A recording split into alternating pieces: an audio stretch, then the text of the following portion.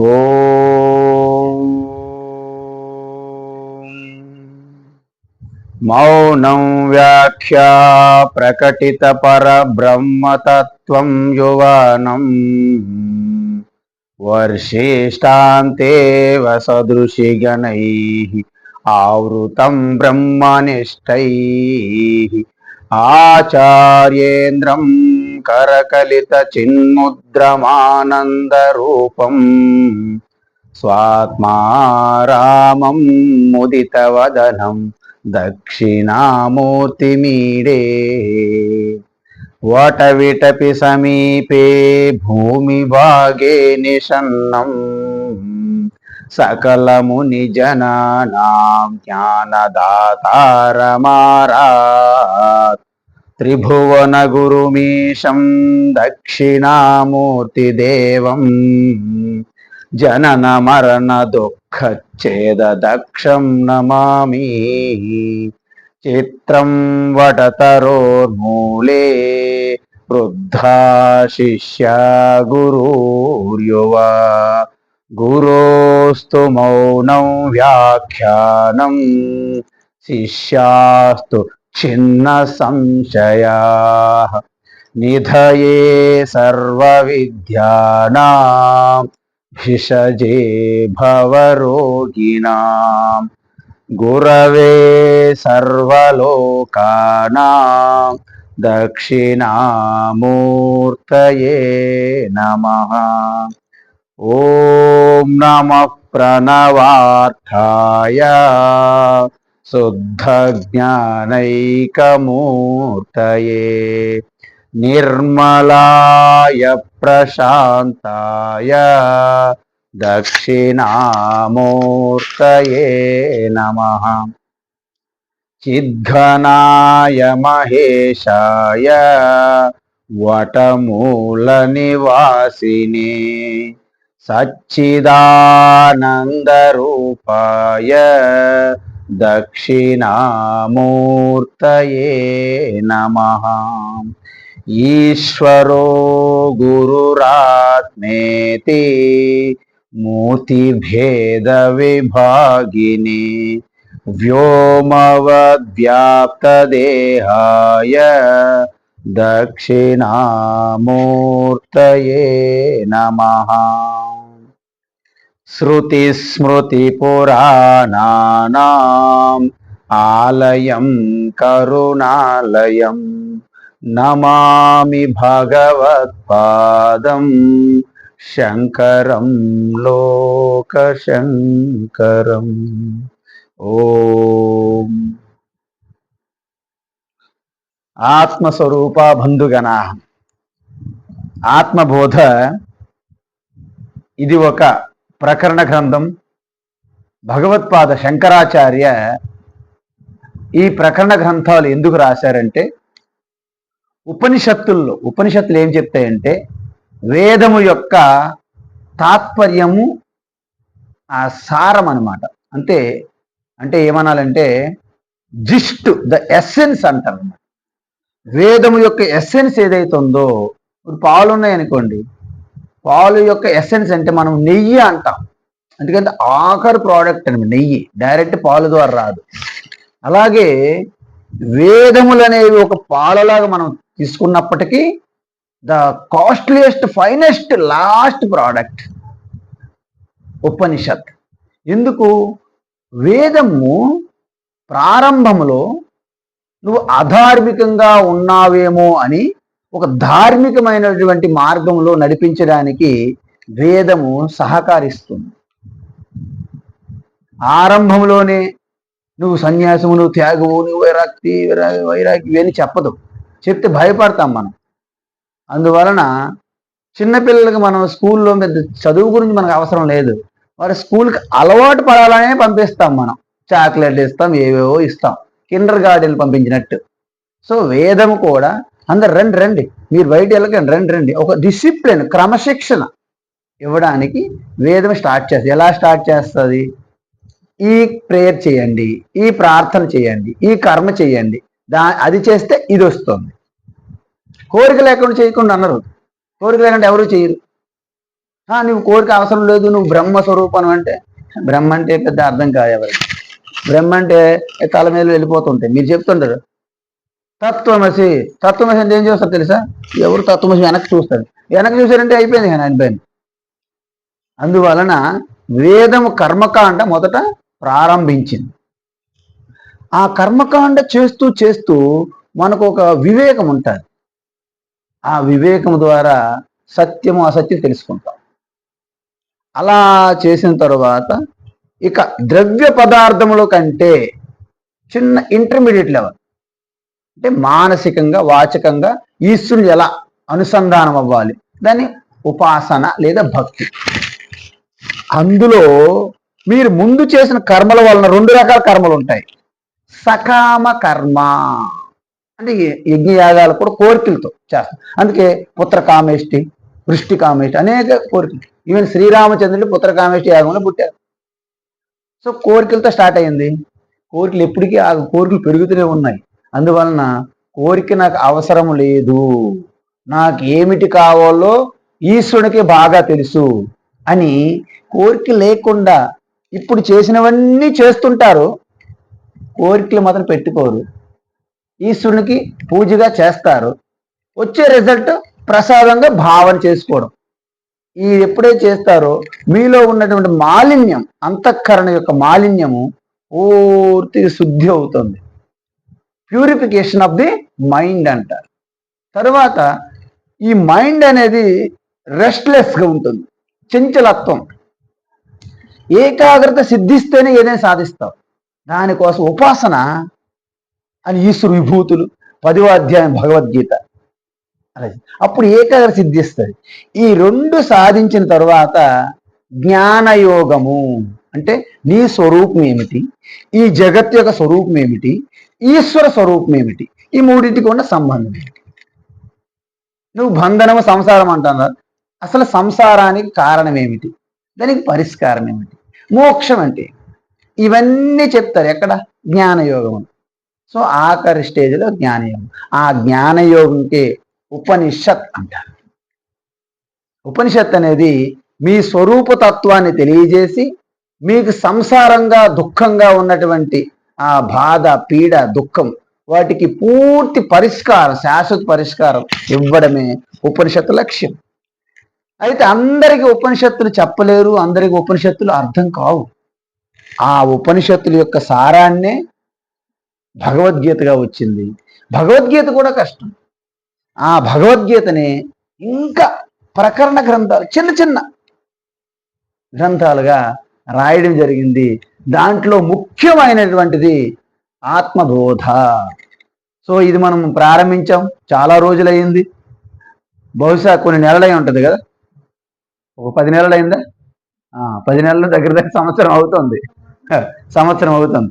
కాబట్టి ప్రతి ఆదివారము మనము ఈ క్లాస్ చెప్పడం జరిగింది. మధ్య మధ్యలో మనకి కొన్ని హాలిడేస్ కూడా మనము యాత్రలో వెళ్ళడం వలన. అయితే ఇప్పటి వరకు కిందటి వారం 63వ శ్లోకం చూసాం. సో ఇప్పుడు లాస్ట్ చివరి 5 శ్లోకాలు ఉన్నాయి. ఈరోజు అవి అయిపోతాయి. అందువలన ఈ ఆత్మబోధ ఇప్పటివరకు ఏదైతే అయ్యిందో దీంట్లో 3 రకాలు ఉన్నాయి. అంటే జ్ఞానయోగం అంటే ఏంటంటే ఫస్ట్ గురువు దగ్గరికి సమీపించాలంటే మనకు కొన్ని అర్హతలు ఉండాలి.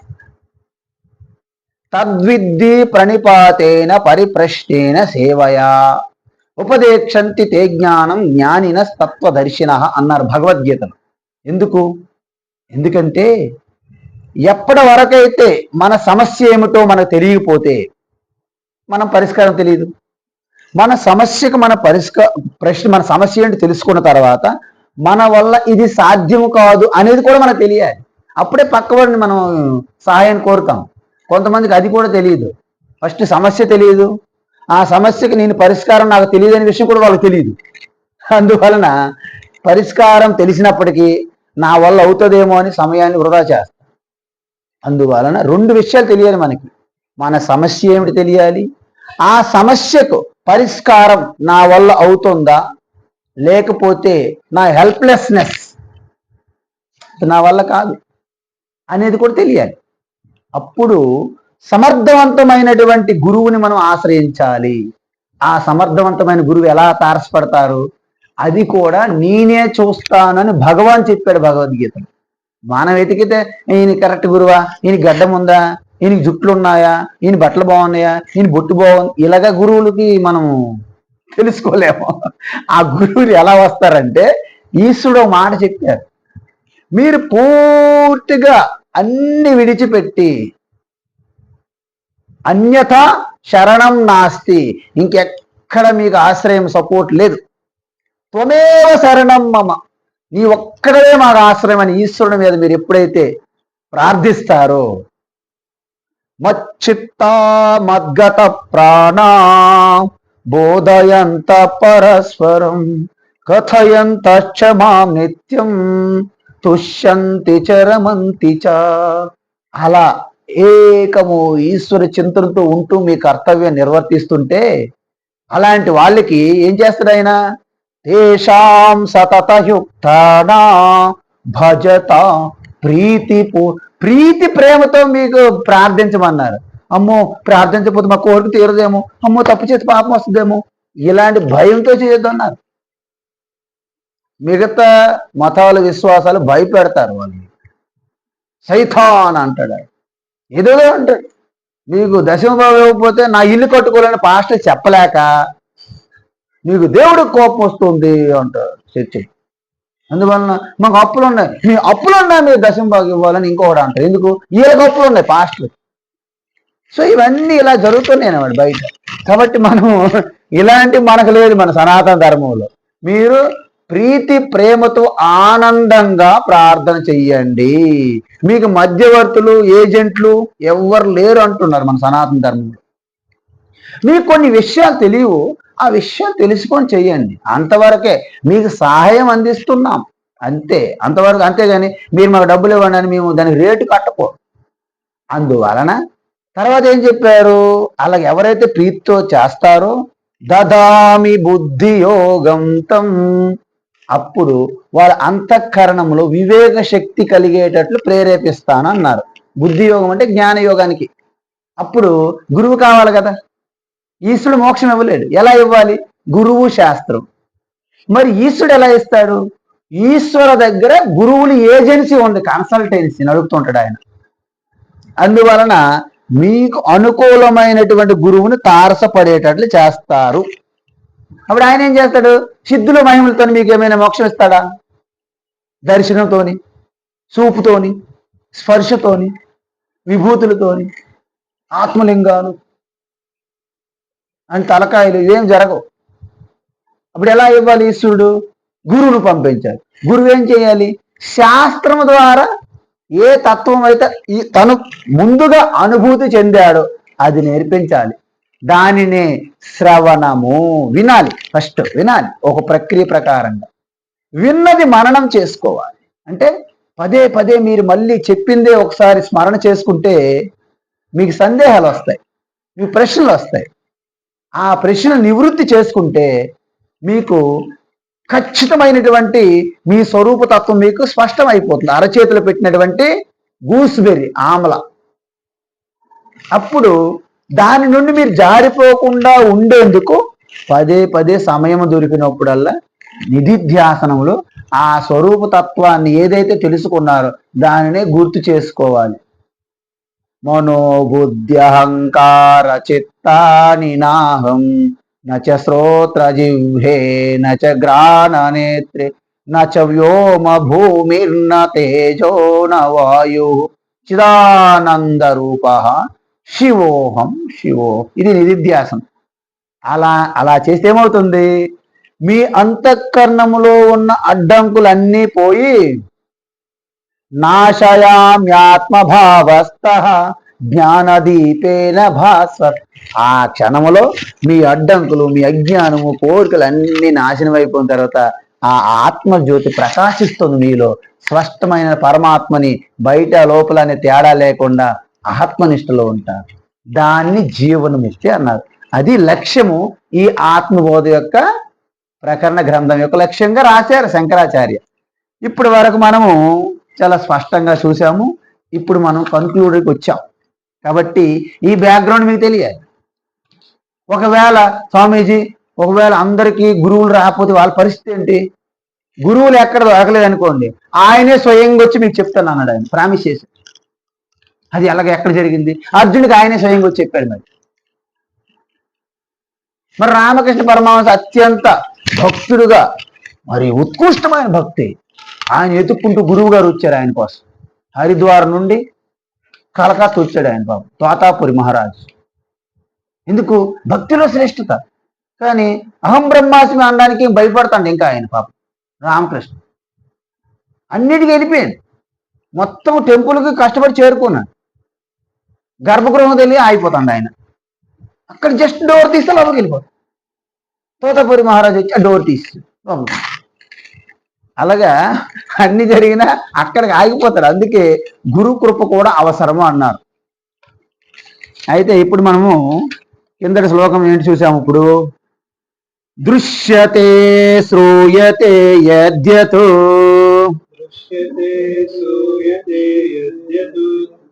దృశ్యతే శ్రూయతే యద్యత్ బ్రహ్మణోన్యన్న తద్భవేత్ బ్రహ్మణోన్యన్న తద్భవేత్ తత్వజ్ఞానాచ తద్బ్రహ్మ తత్వజ్ఞానాచ తద్బ్రహ్మ సచ్చిదానందమద్వయం సచ్చిదానందమద్వయం. అద్భుతమైనటువంటి శ్లోకం ఇది. అయితే దృశ్యతే శ్రూయతే యద్యత్, యత్ యత్ దృశ్యతే శ్రూయతే, ఏదైతే చూస్తున్నామో, ఏదైతే వింటున్నామో. అలాగే కాదు, ఏదైతే చూస్తున్నామో, ఏదైతే వింటున్నామో, ఏదైతే వాసన చూస్తున్నామో, ఏదైతే రుచి చూస్తున్నామో, ఏదైతే స్పర్శ చేస్తున్నామో, ఏదైతే ఫీల్ అవుతున్నామో, ఏదైతే థింక్ చేస్తున్నామో, ఇవన్నీ కలుపుకోవాలి. ఆయనకి స్పేస్ లేక ఖాళీ లేక ఎంత రాస్తాడు ఆయన. అందుకే దృశ్యతే శ్రూయతే మనం యాడ్ చేసుకోవాలి. అందువలన శంకరాచార్యం అంటున్నారంటే మీ ద్వారా, అంటే ఈ ఇంద్రియముల ద్వారా. ఇంద్రియములు అంటే ఏంటండి? బాహ్య ఇంద్రియములు. ఇంద్రియాలకి కరణములు అంటారు. కరణములు అంటే ఇన్స్ట్రుమెంట్స్. అంటే బయట ఉన్నటువంటి ఈ సమస్త ప్రాపంచిక విషయ జ్ఞానం అంతా ఇంద్రియముల ద్వారా మనకు వస్తుంది. మరి లోపల సంగతి ఏంటి? మనస్సుకి బయట డైరెక్ట్ చూడగలదా? చూడలేదు. కానీ ఇంద్రియముల ద్వారా చూస్తుంది, అనుమానిస్తుంది మనస్సు. అందుకే అది లోపల ఉంటుంది. ఈ కన్ను నేత్రము చెవుల్లాగా బయటికి కనిపించదు మనస్సు. దాన్ని అంతరింద్రియము అంటారు, అంతఃకరణము అంటారు. బాహ్యేంద్రియములు అంతరింద్రియము, బాహ్యకరణాలు అంతఃకరణము అంటారు. అందువలన ఎప్పుడైతే, అందుకే మనకేమంటారంటే ప్రతిబోధ విదితం మతం అమృతత్వం కి విందతే. ప్రతిబోధ విదితం అంటే ఏంటంటే బోధం ప్రతి, అంటే మనం ఏ ఎక్స్పీరియన్స్ మనం అనుభవిస్తున్నా, ఎటువంటిదైనా అవని, అది వినని, చూడని, రుచి, వాసన, స్పర్శ అండ్ భావన, కోరికలు, ఆలోచన, ఏదైనా సరే దాని వెనుక ఉన్నది ఒక్క చైతన్యమే. అందుకే అనుభవ మాత్రం పరం బ్రహ్మ అని ఋషులు అన్నారు. అనుభవం మాత్రం పరం బ్రహ్మ. ఎందుకు అనుభవం మాత్రం పరం బ్రహ్మ? ఇది ఉంది. ఇదేంటండి? ఒక కుండ, ఒక కలశం. అయితే నేను చూస్తున్నప్పుడు ఇది కలశం అని నాకు ఎలా తెలిసింది? అంటే దీని ఇన్ఫర్మేషన్ ఆల్రెడీ స్టోర్ అయి ఉంది నా దగ్గర. కాన్సెప్ట్, ఇది కొన్ని మట్టితో చేసినటువంటి కలశము. అలా కాకుండా నేను నేత్రములు ఇలా చూశాను. ఇంతకుముందు నాకు ఇన్ఫర్మేషన్ లేదు దీని గురించి. నాకు ఫస్ట్ టైం మీరు తెచ్చారు ఎక్కడో, అంటే సృష్టిలోనే మొదటిసారి వచ్చింది ఇది అనుకుందాం. నేత్రములతో చూశాను. ఏముంది ఇక్కడ? ఏదో సమ్ కలర్, ఆకారం. దీని పేరు కుండ, కలుషం అని నాకు తెలియదు. ఎందుకు? నేత్రములకు ఆ ఇన్ఫర్మేషన్ లేదు, మైండ్ సప్లై చేస్తోంది. ఇది కలశం, ఇంతకుముందు చూసాం చాలాసార్లు, పగలగొట్టాం కూడా అని ఇన్ఫర్మేషన్ బ్యాక్గ్రౌండ్ చెప్తోంది. అందువలన చూసిన వెంటనే ఇది కలశం, ఇది కొండ, ఇది చిన్న కొండ, ఇది పెద్ద కొండ, ఇది లొత్త కొండ, పాత కొండ, చూసారా, పగిలిన కొండ, ఇవన్నీ చెప్తున్నామా? ఇవన్నీ కూడా బ్యాక్గ్రౌండ్లో ఇన్ఫర్మేషన్. కానీ కంటితో చూస్తే మాత్రము కేవలము ఆకారము, రంగు మాత్రమే. ఆ రెండింటికని భిన్నంగా ఏమైనా ఉందా? లేదు. ఇప్పుడు చూస్తున్నాం కదా, వస్తువులన్నీ రంగుకి ఆకారం కంటే భిన్నంగా ఏముండవు. ఇవన్నీ కూడా చూస్తున్నాము కాబట్టి ఉన్నాయి. కానీ మీరు కళ్ళు మూసుకోండి, ఏంటిది ఎలా తెలుస్తుంది? లేదు. అంటే ఈ వస్తువులన్నీ మన చూస్తున్న దృష్టి కంటే భిన్నంగా ఉన్నాయా?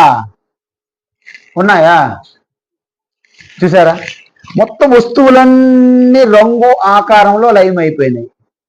ఈ రంగు ఆకారం కూడా మీ దృష్టిలో లయమైపోయింది. దృష్టి చూస్తున్నా కదండి, చూపు. ఈ యొక్క సీయింగ్ అంటే చూపు వెనుక ఉన్నటువంటి ఆ చైతన్య స్ఫురణం, ఆ ఎరుక కంటే భిన్నంగా ఉందా? లేదు. ఆ చూపు కూడా ఆ ఎరుకలో లయమైపోతుంది.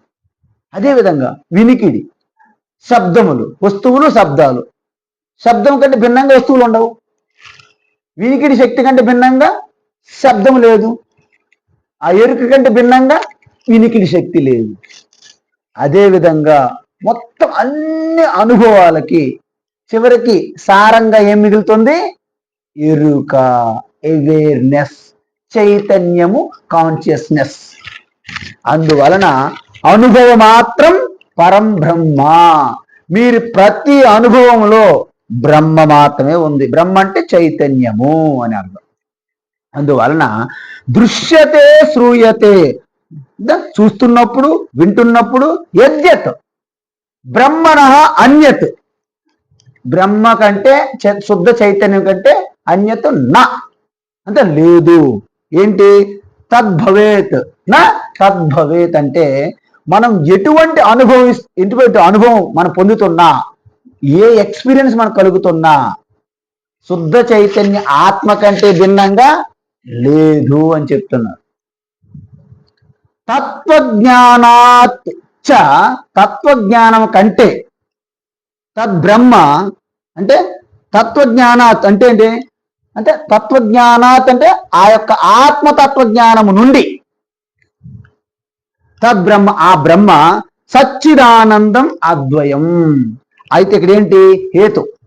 ఏమన్నారు? ఏ అనుభవం మీరు పొందుతున్నప్పటికీ ఆ బ్రహ్మ కంటే వేరేగా ఏమీ లేదు, అసలు నాకు వీలు పడదు.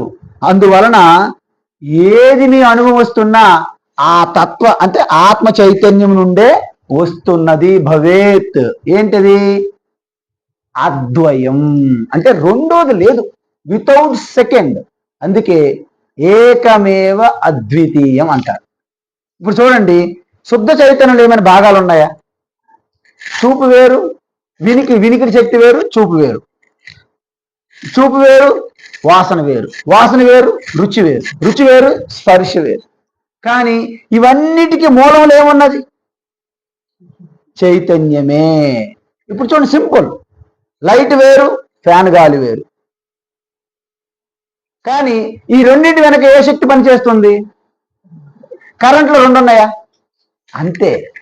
అందుకే ఈ విధంగా ఎలక్ట్రిసిటీ మనకు చాలా హెల్ప్ చేస్తుంది, మనం పట్టించుకోవట్లేదు. అందువలన అది సచ్చిత్ ఆనందం. ఇప్పుడు చెప్పండి,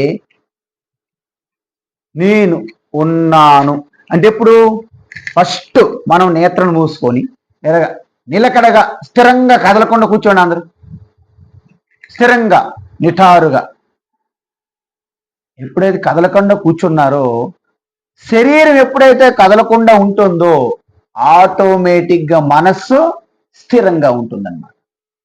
మనస్సు ఎప్పుడైతే స్థిరంగా ఉన్నదో ఈ శరీరాన్ని, మనస్సును మీరు అధిగమించినట్లు లెక్క. ఎప్పుడైతే అధిగమించారో నేను ఉన్నాను అనే ఒక స్ఫురణలోకి ప్రవేశించారు.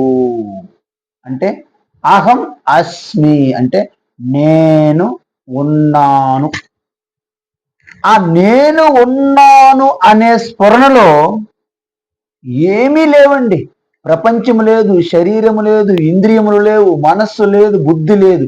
కేవలము స్వతహాగా ఆ ఒక్క స్ఫురణ మాత్రం మిగిలి ఉంది శేషంగా. అది నేను అంటే చైతన్యము. స్ఫురణ నేను అంటే చిత్తు అంటే చైతన్యము. నేను ఉన్నాను అనేది సత్తు అంటే ఉనికిగా, నేనుగా ఉన్నాను. దాన్ని సత్ అంటారు. నేను అనే ఎరుకని చిత్ అంటారు.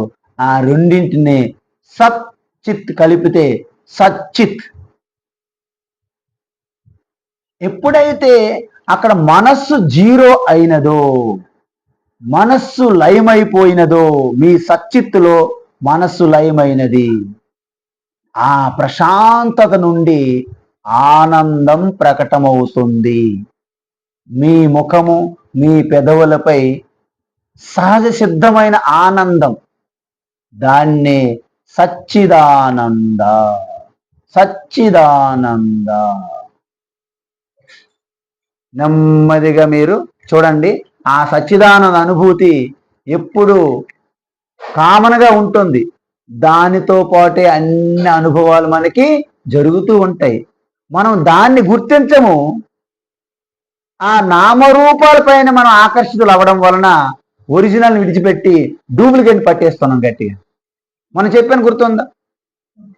కొత్త అల్లుడు వచ్చాడు ఇంటి ముందు, అది గుమ్మం కొంచెం కిందకు ఉంది, ఆయన కొంచెం పొడవుగా ఉన్నాడు.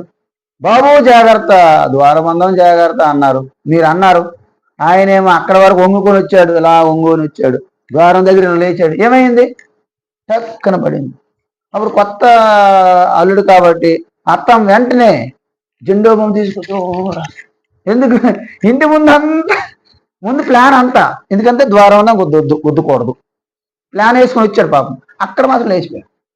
అలాగే మనం కూడా ఈ సచ్చిదానంద అనేదాన్ని విడిచిపెట్టి మిగతా అంతా గట్టి పట్టించుకుంటున్నాం. ఎంతో పెద్ద ఇన్సూరెన్స్ చేసుకున్నాడు, ప్రతిదానికి ఇన్సూరెన్స్ మనం. కాబట్టి అది ఎలాంటిది? అద్వయం. సర్వగం సచ్చిదాత్మానం, సర్వగం సచ్చిదాత్మానం జ్ఞానచక్షుర్నిరీక్షతే, జ్ఞానచక్షుర్నిరీక్షతే, అజ్ఞానచక్షుర్నేక్షేత, అజ్ఞానచక్షుర్నేక్షేత, భాస్వంతం భానుమంధవత్,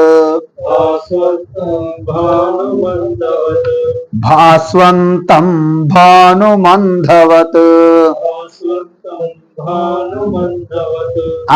ఇప్పుడు భగవాన్ శంకరాచార్య ఏమంటున్నారంటే, ఈ సచ్చిత్ ఆత్మ, సత్తు చిత్తు అంటే ఏంటి?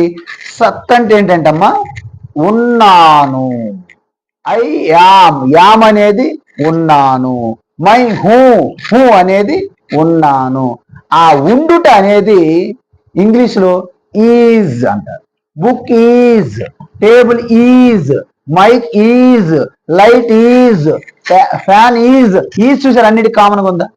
ఆ ఈజ్ నెస్ అనేది ఉనికి, దాన్ని సత్ అంటారు. అంటే ప్యూర్లీ ఎగ్జిస్టెన్స్ అన్నమాట. దాన్ని సత్ అంటారు. కానీ ఆ సత్తు ఆటోమేటిక్గా ఉనికిగా ఉంటుంది. కానీ స్ఫురణగా ఎప్పుడు ప్రకటమవుతుంది? ఐ, నేను, ఐ, అహం, అహం, మై. చూసారా? సో నేనుగా ఆ సత్తే చిత్తుగా ప్రకటమవుతుంది, వేరేది కాదు, రెండు కాదండి. అందుకే సత్త ఏవ చిత్తు అంటారు రమణ మహర్షి. ఉపనిషత్తులో అదే ఉంది. ఆయన రమణ మహర్షి ఎందుకు చెప్తున్నామంటే ఆయన దీన్ని కొంచెం ప్రచారం చేశారని అంతే. ఇక రమణ మహర్షి అన్నాను అనుకోండి, అబ్బో రమణ మహర్షి అని మీరు వెళ్ళిపోకండి టికెట్లు తీసుకొని తిరువన్నమలై. మన వాళ్ళు అదే చేస్తున్నారు ఇప్పుడు, ఏమి తెలుసుకోవట్లే. తిరువన్నమలై అరుణాచలం, అరుణాచలం, అరుణాచల శివ, అరుణాచల శివ అంటే అరుణాచల శివ ఏంటి ఎట్లా ఉన్నారు అరుణాచల శివ. కాబట్టి ప్రాబ్లమ్స్ ఉన్నాయి మన వాళ్ళకి. ఎప్పుడు చూసినా మన వాళ్ళు ఏంటంటే డబ్బులు ఖర్చు పెట్టి అప్పులు చేసి ఏదో వచ్చేసేది పని అయిపోవాలి. మీరు ఎంత డబ్బులు పెట్టినా మీకు అయిపోయేది ఏముండదు, మీకు అప్పు అవుతుంది లాస్ట్కి. ఇంకా శరీరంతో చేస్తుందంటే మొత్తం మోకాలు నొప్పులు, మొత్తం జాయింట్ పెయిన్స్ వస్తాయి. అప్పుడు హాస్పిటల్కి ఈ పొర్లు దండాలు, ఇవంతా శిరశాసనాలు, ఉపవాసాలు అన్నీ అవసరమే, తపస్సు. కానీ వాటికంటే ఒక లిమిట్ ఉండాలి. కాబట్టి ఆ సచ్చిదాత్మ సర్వగం ఎక్కడుంది? కైలాసంలో ఉంది అన్నాడు ఒక అతను.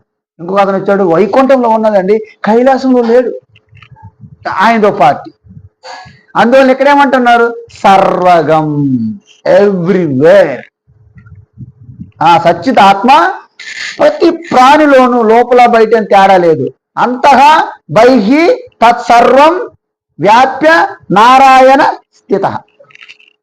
లోపల బయట ఉండదు. నేను ఇప్పుడు చెప్పాను మీకు. ఇది ఏంటంటే ఇది కొండ పని అనుకుందాం. దీని లోపల ఏముంది? ఇదంతా ఏంటండి? ఇదంతా ఖాళీ ఖాళీ ప్లేస్ అనుకుందాం. ఇప్పుడు మీరు చెప్పండి, ఈ కుండ లోపల ఖాళీ ప్లేస్ ఉందా లేదా? కుండ లోపల ఉందా అని? మరి బయట సంగతి ఏంటి? ఇంతకీ కుండలోని మొత్తం ఆకాశం ఉందా? ఆకాశంలో కుండ ఉందా? అర్థమైందండి. అంటే ఈ లోపల బయట దేని ఆధారంగా చెప్తున్నాం మనము? ఈ కుండ పరిమితుల ఆధారంగా చెప్తున్నాం మనం. అదే ఇప్పుడు చూడండి, ఈ శరీరం ఉంది కదండి, లోపల కూడా చైతన్యం ఉంది. సర్వగం అంటే అర్థమైందండి, బయట కూడా ఉందని కదా. ఇంతకీ ఈ చైతన్యంలోకి శరీరం వచ్చిందా? చైతన్యంలోకి శరీరం వచ్చిందా? శరీరంలోకి చైతన్యం వచ్చిందా? వచ్చింది కదండి. కానీ ఇది ఎవరు ఒప్పుకోవట్లే. నేను పుట్టాను, లోకం పుట్టింది. వాడు లోకంలోకి వచ్చాడని భ్రమపడుతున్నాడు కదా ఇక్కడ. అంటే ఈ చైతన్యంలో శరీరం వచ్చింది అనట్లేదు, శరీరంలోకి చైతన్యం వచ్చింది. రివర్స్ ట్రైన్ రివర్స్ అంటాడు చూసారా, రివర్స్ బండి అంతా. ఇప్పుడు నేను ఇప్పుడు ఏంటంటే తెలివితో కదా, నేను పరమాణ శిష్యుని అనుకోండి, లేదండి కుండ లోపలికి ఆకాశం వచ్చింది, కుండ లోపలికి ఆకాశం వచ్చిందని మీరు ఏమంటారు? అసలు స్వామీజీకి తెలియదని అంట. కుండ లోపలికి ఆకాశం వచ్చిందా? ఆకాశం ఎప్పుడో ఉంది దీనికంటే వ్యాపించి. అసలు ఆకాశంలోనే సర్వం ఉన్నది. కాబట్టి ఇప్పుడు ఏం జరిగిందంటే అంత ఆకాశం కంటే సూక్ష్మం వ్యాపించి ఉన్నది అంటున్నది చైతన్యం. దాంట్లో సూర్యుడు, చంద్రుడు, నక్షత్రాలు యావత్ ప్రపంచం వచ్చింది సృష్టి. దాంట్లో ఈ శరీరంలోకి ఆకాశం వచ్చింది, శరీరంలో చైతన్యం వచ్చిందా? శరీరమే చైతన్యంలోకి వచ్చింది. అందువలన వచ్చేది ఎప్పుడు పోతుంది కదా. ఎందుకు? ఆగమ అపాయన. వచ్చేది ఎప్పుడు పోతుంది. అల్లుడు వచ్చాడండి, ఆయన ఏమైనా వానర్ అయిపోతారు? ఇంటికి పోవాల్సిందే. పోనీ ఆయనకి ఒక డిగ్నిటీ మెయింటైన్ చేసి 3 రోజులు వెళ్ళిపోతారు. కొంతమంది ఫోన్లో కొత్త అత్తవారు బాగా మర్యాదలు చేస్తున్నారంటే 1 వారం రోజులు ఉంటాడు, అంతకంటే ఎక్కువ ఉండలేదు. 1 వారం రోజుల తర్వాత మన వాళ్ళు ఇంకేం పెట్టడం మానేస్తారు, ఇంక ఈడు ఉండిపోతాను బాగా ఇక్కడ సెటిల్ అయిపోయినట్టు ఉన్నాడు. అంటే ఎవరైనా సరే వచ్చింది పోవాల్సింది. అందుకే మన జ్వరం వస్తే చూడండి, జ్వరం వస్తే మనం భయపడిపోతాం, శాశ్వతంగా మీతో ఉండదండి.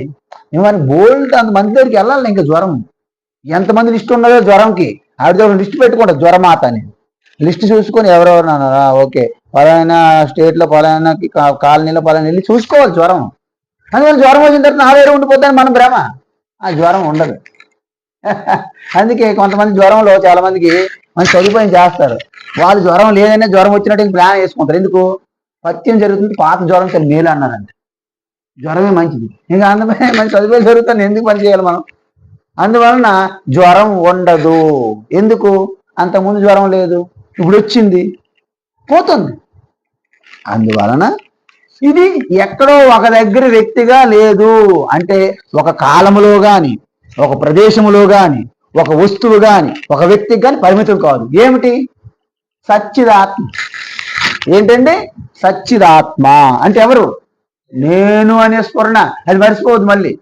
మళ్ళీ వైకుంఠ నారాయణరావు, కైలాసంలో శివకుమారి ఇలాంటి అనకూడదు మనం.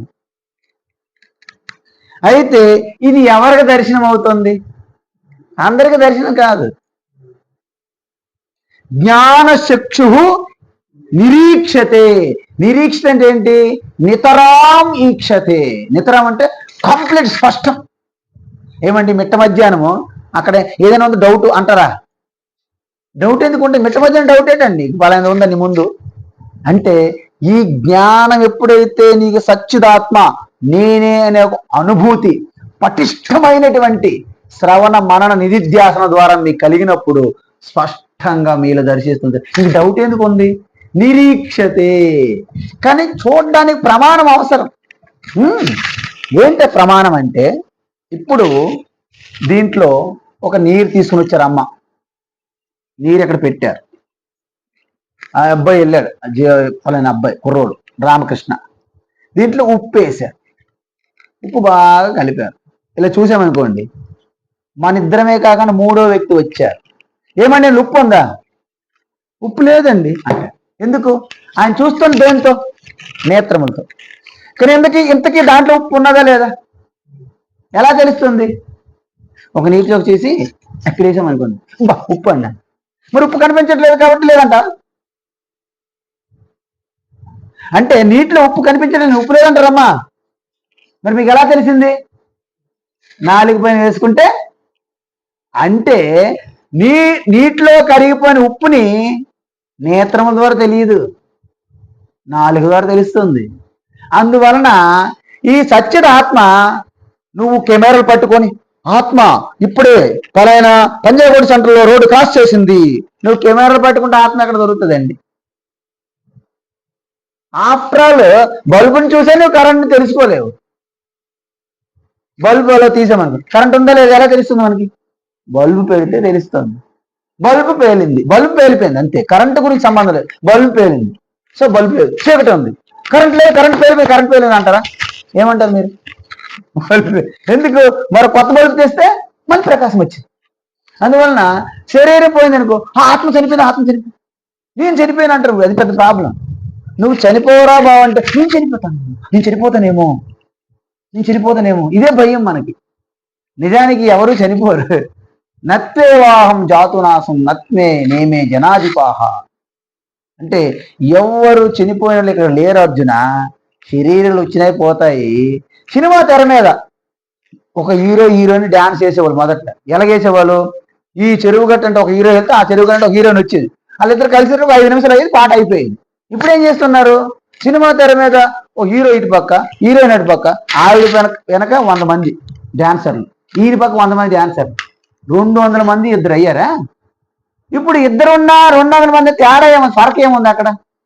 అంతా జస్ట్ ఆ యొక్క లైట్ యొక్క మాడిఫికేషన్సేగా. ఇది కూడా అంతే. 7 అక్షోహిణులు, 11 అక్షోహిణులు, మొత్తం 18 అక్షోహిణులు సైన్యం. అంత వీళ్ళంతా సినిమా తెర మీద బొమ్మలే. ఎక్కడ? ఏ దృష్టిలో? ఆత్మ దృష్టిలో. వ్యావహారికంగా మనం బొమ్మలు అన్నాం అనుకో, నువ్వు బొమ్మే అంటారు. మరి నువ్వు బొమ్మేగా, శరీరం అందరము బొమ్మలమే. కాబట్టి ఇక్కడ ఏమంటున్నారంటే, ఆ ఆత్మ దృష్టి అంటే కేవలము వెలుగుతున్న బల్బు చూసి ఎలాగైతే కరెంట్ ఉందంటున్నారో, తిరుగుతున్న ఫ్యాన్ చూసి ఎలాగైతే కరెంట్ అంటున్నామో, ఆ మిక్సీ పనిచేస్తుంటే కరెంట్ ఉందని ఎలా చెప్తున్నామో, మనం ప్రతి అనుభవం వెనక కూడా ఆత్మ ఉందని గమనించాలి. దానికి జ్ఞాన నేత్రం అంటారు. ఈ 2 నేత్రములతో పని కాదు అది. మీరు ఎలాగైతే దీంట్లో ఉప్పు ఉందో లేదని ఎలాగైతే నేత్రం చూడలేకపోయారో, ఆ ఆత్మ సచ్చిత ఆత్మని తెలుసుకోవడానికి ఈ 2 నేత్రం పనికిరావు. మరి ఏ నేత్రం కావాలి? జ్ఞాన నేత్రం. అదే జ్ఞాన నేత్రం ఎలా ఉంటుంది?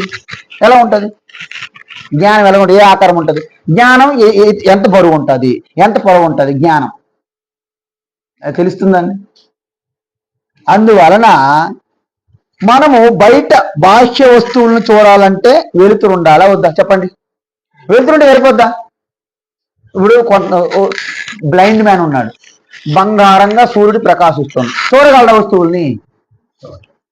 అందుకే మనం బయట ప్రకాశం ఉన్నప్పుడు, సూర్యుడు ప్రకాశం ఉన్నప్పటికీ నేత్రలు ఎలాగైతే చూస్తున్నాయో, మీరు నేత్రం మూసారు, పడుకున్నారు, కళ వచ్చింది స్వప్నంలో బ్రహ్మాండమైనటువంటి ఒక కళని మనము నిర్మించాం. వీఆర్ ద నిర్మాత. I'm the producer for my dream, my beautiful dream. I produce my self. Lot of money spent for my dream. 5 కోట్ల మనీ పెట్టి సినిమా తీసా, స్వప్న సినిమా మై డ్రీమ్లో.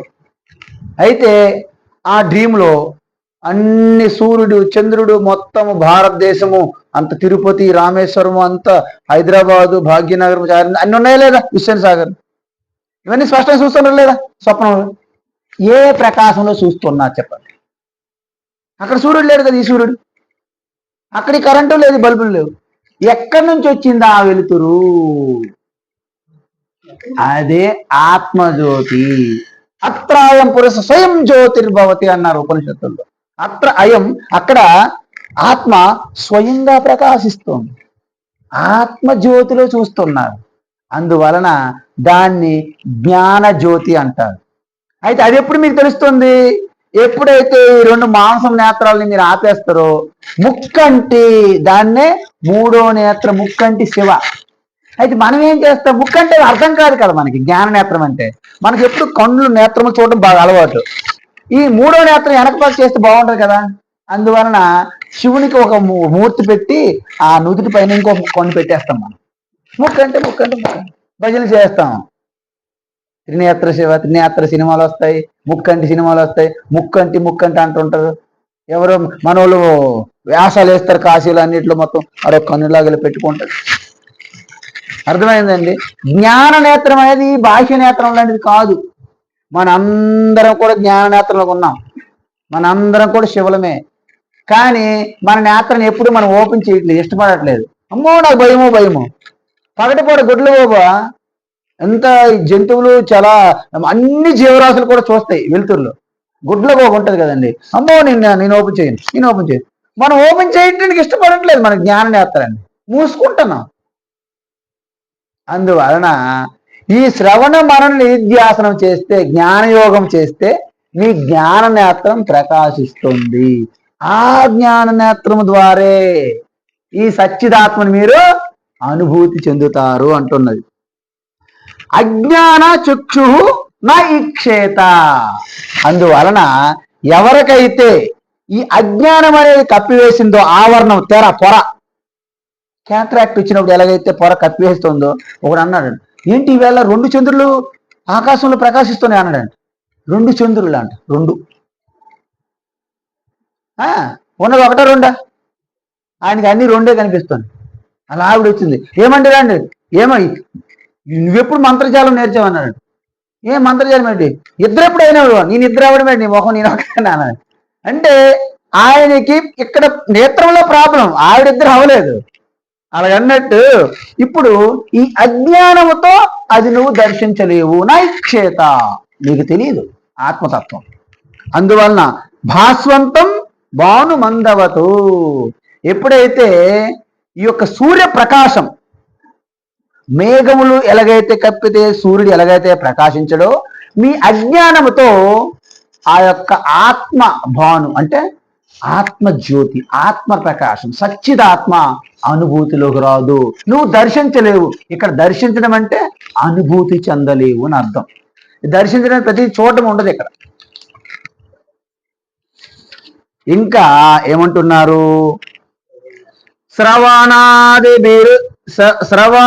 శ్రవణాదిభిరుద్దీప్త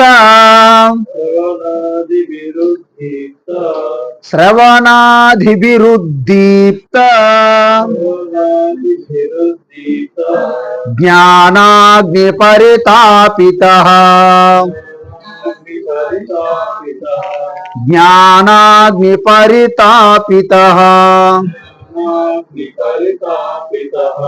జీవ సర్వమలాన్ముక్త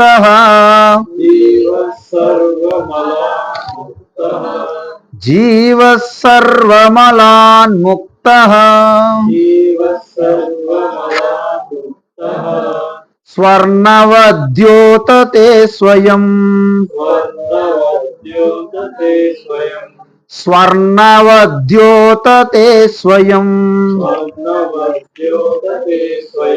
వెరీ వెరీ చాలా మంచి శ్లోకం ఇది. శ్రవణాదిభి ఉద్దీప్త. ఉద్దీప్త. ఇక్కడ శ్రవణాదిభి అంటే ఏంటి అంటే శ్రవణము, మననము, నిధిధ్యాసనం అని అనుకోవాలి. దాన్ని ఉపలక్షణము అంటారు శాస్త్రాల్లో. ఇక్కడ నేత్రాదిభి అన్నాం అనుకోండి. నేత్రాది బిహి అంటే ఏంటి? బిహి అంటే ఏంటంటే నేత్రములు, చెవులు, ముక్కు, నాలుక, చర్మము, మనస్సు, బుద్ధి అన్ని మనం యాడ్ చేసుకోవాలి. మనం ఏమయ్యా నువ్వు మార్కెట్కి వెళ్తున్నావు కదా, బంగాళదుంపలు, వంకాయలు అన్ని లిస్ట్ రాసాం కదా, బంగాళదుంపలు, వంకాయలు మొదలుగునవి తీసుకురా. మొదలుగునం అంటాం మనం. ఏంటో మొదలుగునివి అంటే మిగతావన్నీ లిస్ట్ అన్ని తీసుకురాని అర్థం. ఈ మొదలుగునివే ఈ మొదలుగునివి ఇక్కడ శ్రవణాదివి అంటే వింటున్నాం కదండి. అంటే వినడం అంటే ఇక్కడ ఏంటి? శ్రవణం చేయడం. ఈ శ్రవణం అంటే మామూలు మాటలు వినడం కాదు. ఈ కాలక్షేపం చేసుకు రమ్మలక్కలలో పని చేసిన తర్వాత ఊరికి గాసిప్స్ అంటారు. ఊరికే కథలు, పొడుపు కథ. ఇక్కడ శ్రవణాదివి అంటే శ్రవణము, మననము, నిధిధ్యాసనం. ఎందుకు చేయాలి? ఎందుకు చేయాలంటే మనకి 3 రకాలైనటువంటి ప్రాబ్లమ్స్ ఉన్నాయి. ఒకటి మలం, రెండోది విక్షేపం, 3 ఆవరణం అంటారు. మలం అంటే ఏంటండి? అనేక జన్మల నుంచి వచ్చినటువంటి ఆ యొక్క సంస్కార వాసనలు. అవి అలాగ బీజ రూపంలో సుప్తావస్థలు దాక్కుని ఉంటాయి అన్నమాట. అంటే ఏంటి? రాగ, ద్వేష, కామ, క్రోధ, లోభ, మోహ, మద, మాత్సర్యాలు, అసూయ ఇవన్నీ కూడా అలా దాక్కుంటాయి అన్నమాట సమయం కోసం. ఎలాగైతే మనకి ఇప్పుడు ఇక జూన్లో మనం విత్తనాలు వేస్తుంటారు అన్నమాట రైతులు పొలాల్లో. ఆ సమయం కోసం ఈ టైంలో విత్తనాలు వేసి అవ్వదు, దానికి సమయం రావాలి. అందువల్ల వెయిట్ చేస్తుంటాయి అనమాట. అవి మన లోపల ఉండి అవ్యక్త రూపంగా సంస్కార వాసన, టెండెన్సీస్, ద ఇంప్రెషన్స్ అన్నమాట. అలాగా అవి ఒక మలంగా ఉంటాయి మనకి. అవి పోవాలంటే మనం పూర్తిగా ఒక నిష్కామ కర్మయోగం చెయ్యాలి. కర్మయోగం అంటే మీరు కొత్తగా భావన చెయ్యొద్దు. మీరు చేస్తున్న పనులే చేస్తున్నారు. మీ ఉద్దేశం వెనక ఉన్నటువంటి భావనలో మార్పు వచ్చింది. దృష్టిలో అమ్మగారు రోజు చేసిన వంటే చేస్తారు, ఇప్పుడు కూడా చేస్తారు, రేపు కూడా వంటే చేస్తారు. వంట మానేయకూడదు. నేను ఆత్మబోధ చదివాను కాబట్టి వంట మానేస్తున్నాను. ఎందుకు? నేనేమి చెయ్యను వర్తగా. అలాగైతే మరి ఎవరితో ఆకలితో పోతాను. కాబట్టి వంట చేసిన పని వంట చేస్తున్నారు ఆవిడ.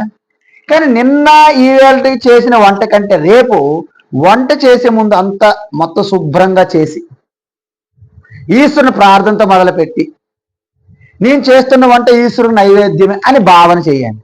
మీరు భావన చేసినంత మాత్రం మీ పక్కింటి లక్ష్మి వచ్చి నాకు డబ్బులు అని అడగరు. మీకు జస్ట్ భావన చేస్తారు అంతే.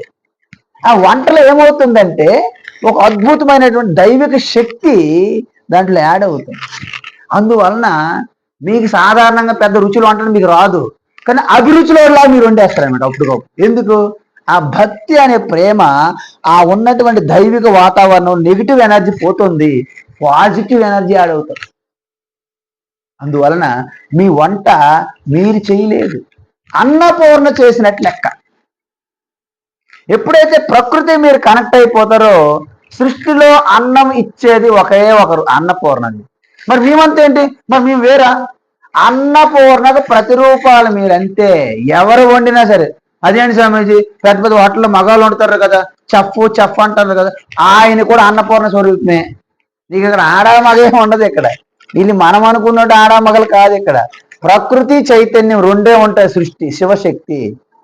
అందుకే అర్ధనారీశ్వరుడు చెప్పడానికి మనకు అర్థం కాక బొమ్మలు వేశారు. సగం శివ సగం పార్వతి. అలాగ ఉండదు. అలాగే వికృతి రూపము. మనం ఎవరు పూజిస్తారో అంత భయంకరం. సగం శివ సగం పార్వతి. ఏమైనా న్యాయం అండి? అంటే అర్ధనారీశ్వరుడు అర్థం చేసుకోవడానికి మన కిండర్ గార్డెన్ పిల్లల కోసం అలా పెట్టాం. మరి ఏం చెప్తాం? అలా ఊహించుకున్నాం. మనము కూడా అర్ధనారీశ్వరులమే. నేను అర్ధనారీశ్వరుడు, మీకు తెలుసా? నేను అర్ధనారీశ్వరుడినే. ఎందుకంటే ఈ శరీరము, ఇంద్రియములు, ఈ శ్వాస, ఈ హృదయము, ఈ మనస్సు, బుద్ధి ఇవన్నీ కూడా జడమే. ప్రకృతి. ఈ ప్రకృతికి ఒక చేతన తత్వం, ఒక వెలుగు అందిస్తున్నటువంటి వెనక ఉన్నటువంటి ఎరుక ఉన్న చూడండి చైతన్యము, అది శివ. రెండు కలిస్తే నేను ఉంటాను. మీకు శివపురాణంలో ఒక చిన్న కథ ఉంటుంది. భృంగి అని ఒకడు ఉంటాడు, శివభక్తుడు. నంది లాంటి, నందికి పోటీ యాక్చువల్ భృంగి అని. ఆయన పార్వతి అంటే ఇష్టం ఉంటుంది, అది పెద్ద ప్రాబ్లం ఆయనతో. ఆయన ప్రాబ్లం ఆయనది, నందికి ఆ ప్రాబ్లం లేదు. నంది దృష్టిలో శివపార్వతి ఇద్దరు సమానం. జగత పితర వందే పార్వతి పరమేశ్వరు, రెండు ఒకటే. కానీ భృంగి ప్రాబ్లం ఏంటంటే పార్వతి అంటే ఇష్టం ఉండదు ఆయనకి, అది పెద్ద ఆయన వీక్నెస్. నాకు శివ ఉంటే చాలు, పార్వతి నాకు అక్కర్లేదండి. పార్వతీదేవిని అవమానిస్తారు భృంగి. అది శివకి ఏంటంటే ఈయన నా భక్తుడే కానీ అంత భక్తుడు అయిపోయినా శివకి బాధ. మన భక్తులైన సరే పరమాన శిష్యులం కానీ మనకి ఎలాగనిపిస్తుంది, అదే జాలి పడతాం. ఏం చేస్తాడు శివ మాత్రం, ఏం చేస్తాడు? పార్వతి వేరు శివ వేరు అని ఆయన అజ్ఞానం తప్ప నిజం వేరు కాదు కదా, ఒకటేగా. అందువలన అది ఒక కథ ఉందనమాట. అది జస్ట్ ఒక సినిమా లాగా. ఎలా చేశారు, సప్తఋషులు అందరూ కూడా ఒప్పుకుంటారు, ఈ భృంగి మాత్రం ఒప్పుకోడు. నాకు శివ అక్కడ చాలు, శివమయం జగత్ అంటాడు. సరే శివమయం ఇష్టం, మంచిదే. మరి పార్వతి సంగతి, పార్వతి అక్కర్లేదంట. ఆయనకు ఒక పాఠం చెప్పాలని ఏం చేస్తారంటే, ఇద్దరు ఆ రోజు ఆ యొక్క బ్రహ్మ సంసద్ సభకి ఎప్పుడూ వచ్చి దక్షిణామూర్తిగా బోధించే శివ పార్వతీతో కలిసి వస్తాడు. అంటే ఈయన పాఠం చెప్పాలని, గుణపాఠం భృంగి. ఆ రోజు భృంగి కూడా కూర్చున్నాడు. ఆయన ఏం చేస్తాడంటే, అందరూ అంటారు महाप्रभु महादेव देवों के देव महादेव, तीनों लोकों के स्वामी वो बोले बाबा, हाथ जोड़ कर श्रद्धा से झुकये माथा. అంటే మూడు ముక్కంటే మూడు లోకాలు, మహాదేవ్ దేవం కే దేవ్ మహాదేవ్ మహాప్రభు, నీకు రెండు చేతులు ఇలా జోడించి ప్రణమిల్లుతున్నామని సప్తరసులు అందరూ ప్రణామాలు చేస్తారు. అంటే ప్రదక్షిణ కూడా చేస్తారు ఇద్దరికి. ఇప్పుడు జగత పితరవంది అంటే పార్వతి పరమ ఇద్దరు తల్లి తండ్రి అనమాట. ఈ జగత్తుకి తల్లి పార్వతీదేవి, ఈ జగత్తు తండ్రి శివ. వాస్తవానికి ఇద్దరు ఒకటే, గీతలో చెప్పారు. నేనే తల్లి నేనే తండ్రి అన్నాడు గీతలో. దాన్నే రెండుగా చూపెట్టారు. తల్లి తండ్రి ఒకలంటే ఊరుకోం కదా మనం, మనకి ఇద్దరు కావాలి కదా, అమ్మ నాన్నని. సో మన తల్లిదండ్రులు అలవాటు మనం పడ్డాం బాగా. సో అందువలన అందరూ అయిపోయిన తర్వాత ఈ భృంగి లాస్ట్కి ఆగిపోతారు. మీరు వెళ్ళండి చూసారు. మనకి ఈ వివేకానంద స్వామికి చికాగోలో ఆయన ఛాన్స్ వచ్చింది, భయం మాట్లాడడానికి. మీరు వెళ్ళండి లాస్ట్ ఉండిపోయాడట ఆయన. లాస్ట్లో ఒక్కసారి భయం విడిచిపెట్టేశాడు. భయం విడిచిపెట్టిన తర్వాత ఇక కనెక్ట్ అయిపోయాడు మొత్తం ఆత్మశక్తి. ఆయనకి ఇచ్చిన 2 నిమిషాలు 10 నిమిషాలు ఆయన చెప్పండి క్లాప్స్ అలా జరిగిపోతుంది. విచిత్రం, అద్భుతాలు ఒకసారి. అది ఈశ్వరుడు మహిమ, ఈ వివేకానంద మహిమ కాదు, అది మీరు గమనించాలి. మరి వివేకానంద మహిమే అయి ఉంటే ముందంత భయపడిపోయి మీరు వెళ్ళండి నేను లాస్ట్ చెప్తాను, మీరు వెళ్ళండి నేను లాస్ట్ ఎందుకంటాడు? ఆయన మహిమ కాదు కదా, ఆయనలో పరమాత్మ ప్రకటమయ్యాడు. ఎందుకు ఆ టైం ఎదురు చూస్తున్నది, ఈయన ద్వారా ఏదో ఒక మెసేజ్ ఇవ్వాలి. ఈ అంధభక్తులు ఉన్నారు ప్రపంచమంతా మతాల పేరుతోనండి. అందువలన భృంగి ఏం చేస్తాడంటే, భృంగి అంటే మీకు తెలుసా, భ్రమర కీటకం వాళ్ళండి. భృంగి ఒక కీటకంగా అయిపోతాడు ఆయన శివపార్వతి చుట్టూ ప్రదక్షిణ చెయ్యకుండా శివుని చుట్టూ ఇలా చేసి ఆపేస్తాడు. పార్వతి పక్కన చేయదు. అమ్మ ఇంట్లో చాలా కష్టం అంటారు. అప్పుడు ఏం చేస్తారంటే పార్వతి శివ విరాట్ స్వరూపం అయిపోతారు అన్నమాట. ఫుల్ వ్యాపించేస్తుంది హైట్. నువ్వు ఎంత ఎత్తుకెళ్ళిపోయినా 2 తలకాయలు ఉంటాయి కదా, ఇవంతా కలిసిపోయారు. ఆయన ఏం చేస్తాడంటే ఈయనకి మహిమలు ఉన్నాయి కదా, చిన్న కీటకం అయిపోతాడు అనమాట. కీటకం అయిపోయి ఈ ఈ జడ ఉంటుంది కదా, ఆ జడ చుట్టూ తిరిగేస్తాడు అనమాట. ప్రదక్షిణ అయిపోయింది. ఇంకెలా కాదని చెప్పేసి ఇద్దరు అర్ధనారీసులు అయిపోతారు అన్నమాట. అయిపోతారు కదండి. ఇక వెళితే ఈయన కావదు. అప్పటికి కూడా ఆయన చిన్న మైక్రో ఆర్గానిజంగా మారిపోయి అక్కడే కూడా ఇంటి చుట్టూ ఏదో శివతో తిరిగాని అనుకుంటాడు. అలాగంటే అప్పుడు లాస్ట్కి పార్వదేవి అంటది, సరే నీకు ప్రకృతి పని లేదు, నా ప్రకృతి తత్వం నీలో ఉంది, ఇది తీసుకోండి అంటది. వెంటనే భృంగి దుడిదుడు మొత్తం రాలిపోతున్నాం. ఇది ఉండే అక్కడ శుద్ధ చైతన్యకి ఆకారం లేదు. నువ్వు బల్బులు ఫ్యాన్లు అన్ని తీసేయండి, కరెంట్ ఇక్కడ ఉన్నదో మీకు ఎలా తెలుస్తుందండి? మొత్తం అన్ని తీసేయండి, బల్బులు అసలు ఏ ఎక్విప్మెంట్ ఉండకూడదు. ఈ ఇంట్లో కరెంట్ ఉందో లేదు ఎలా తెలుస్తుందమ్మా? మనకు తెలియదు. అందువలన శుద్ధ చైతన్యంగా భృంగి మిగిలిపోయి రూపం పోయింది. ఇక నీళ్ళు మన పిచాచల్లాగా పాహిమా త్రాహిమా అంటాడు అన్నమాట. చూసారా కొంతమంది అప్పుడు అర్థమైంది, జ్ఞానోదయం అప్పుడు అయింది అనమాట. అప్పుడు ఒప్పుకుంటాడు అనమాట. ప్రకృతి పురుష శివశక్తి అనేది అద్వయము, కేవలము ఏకమేవ అద్వితీయమే కరెక్ట్ సత్యం. అది జస్ట్ ఒక స్వప్నం లాంటిది.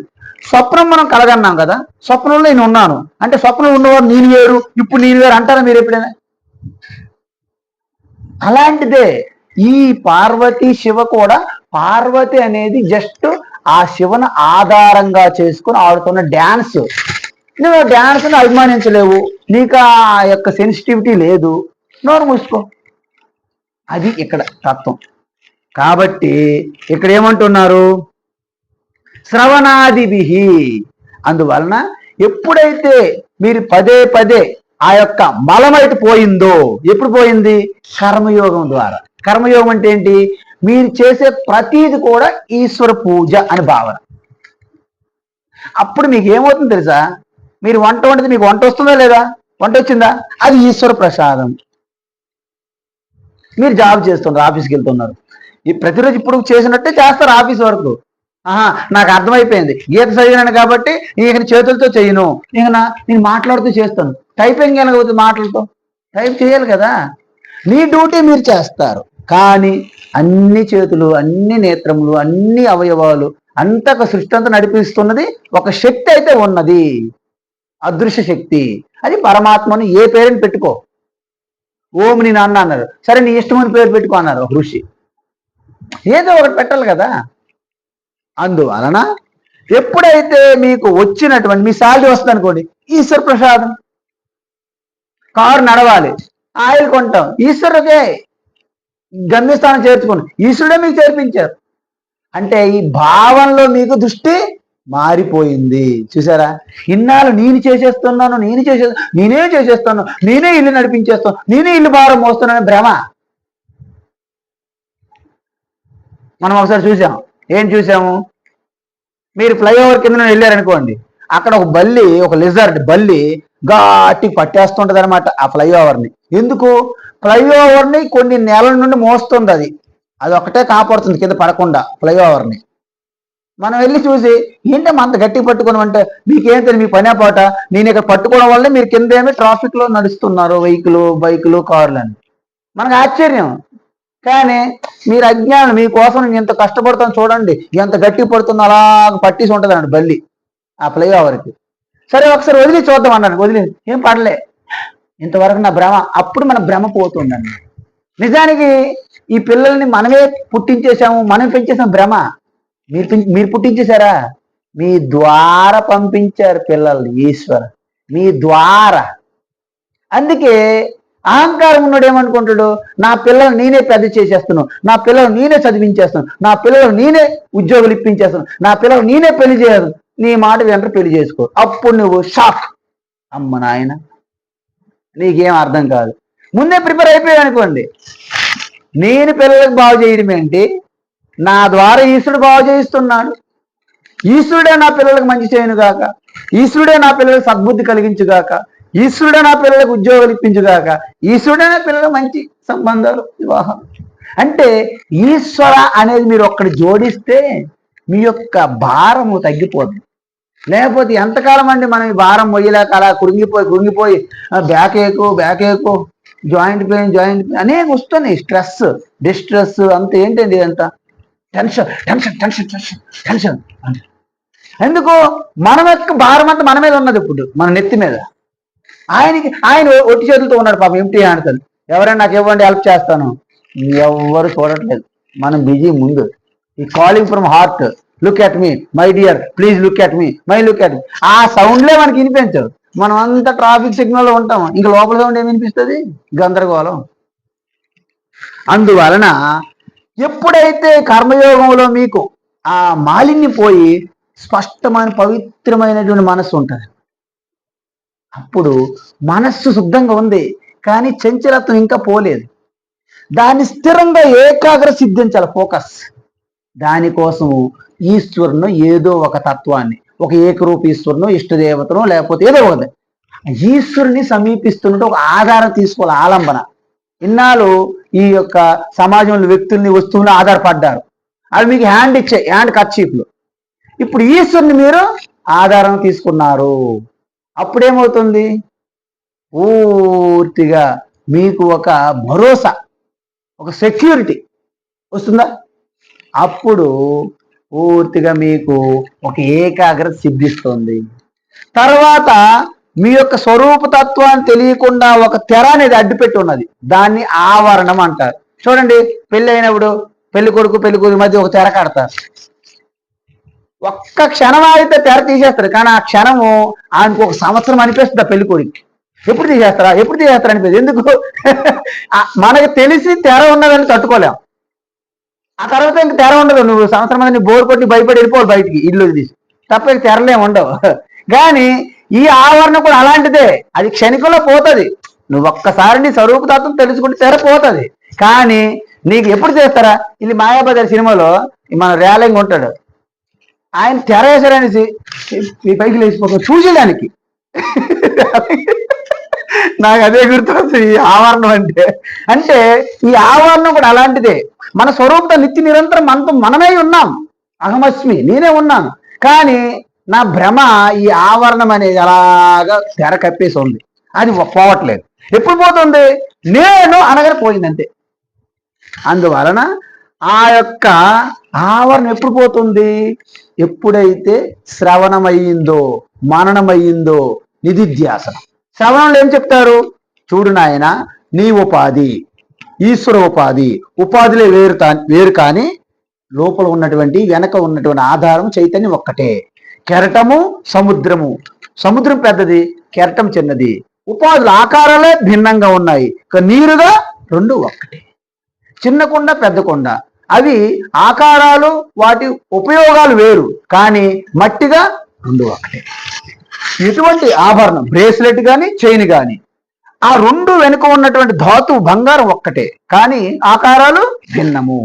ఈ విధంగా మీకు తత్వము ఎప్పుడైతే శ్రవణం చేస్తారో దాన్ని పదే పదే పదే మననం చెయ్యాలి. అప్పుడు మననం చేస్తే ఈ డౌట్లన్నీ పోతాయి. అంతా ఈశ్వరుడైతే సుఖదుఖాలు ఎందుకు వస్తున్నాయి? వాళ్ళు పేదవాళ్ళుగా ఉన్నారు ఎందుకు? వీళ్ళు పెద్ద ధనవంతులుగా ఉన్నారు ఎందుకు? వీళ్ళు అనారోగ్యంగా ఉన్నారు ఎందుకు? వీళ్ళు ఆరోగ్యంగా ఉన్నారు ఎందుకు? వాళ్ళ అమ్మాయికి ముందు పెళ్ళి అయిపోతుంది, మా అబ్బాయికి ముందు జాబ్ రాలేదు, ఇవన్నీ వచ్చేసాయి. ఇవన్నీ ఎక్కడ జరుగుతున్నాయి? ఈ ఉంగరము బ్రేస్లెట్ చైన్ లాగే. వాస్తవంలో బంగారు ఎటువంటి మార్పు లేదు. అందువలన నువ్వు కారులో ఉన్న పెట్రోల్కి బాధపడుతున్నావు. ఆ యాక్సిడెంట్ పెట్రోల్కి ఏం సంబంధం? డ్రైవర్ తప్పు. అంటే నీ వివేకము, నీ ఆలోచనలో తప్పు జరుగుతున్నది, దానికి నీ ఆత్మకు సంబంధం లేదు. దీన్ని సెటరైట్ చేసుకోవడమే శ్రవణ మన నిధిధ్యాసంలో సెటరైట్ అయిపోతాయి. అప్పుడు నిధిధ్యాసంలో స్పష్టంగా ఉంటుంది. ఏముంటుంది? శ్రవణాదివి ఉద్దీప్త జ్ఞానాగ్ని పరితాపిత.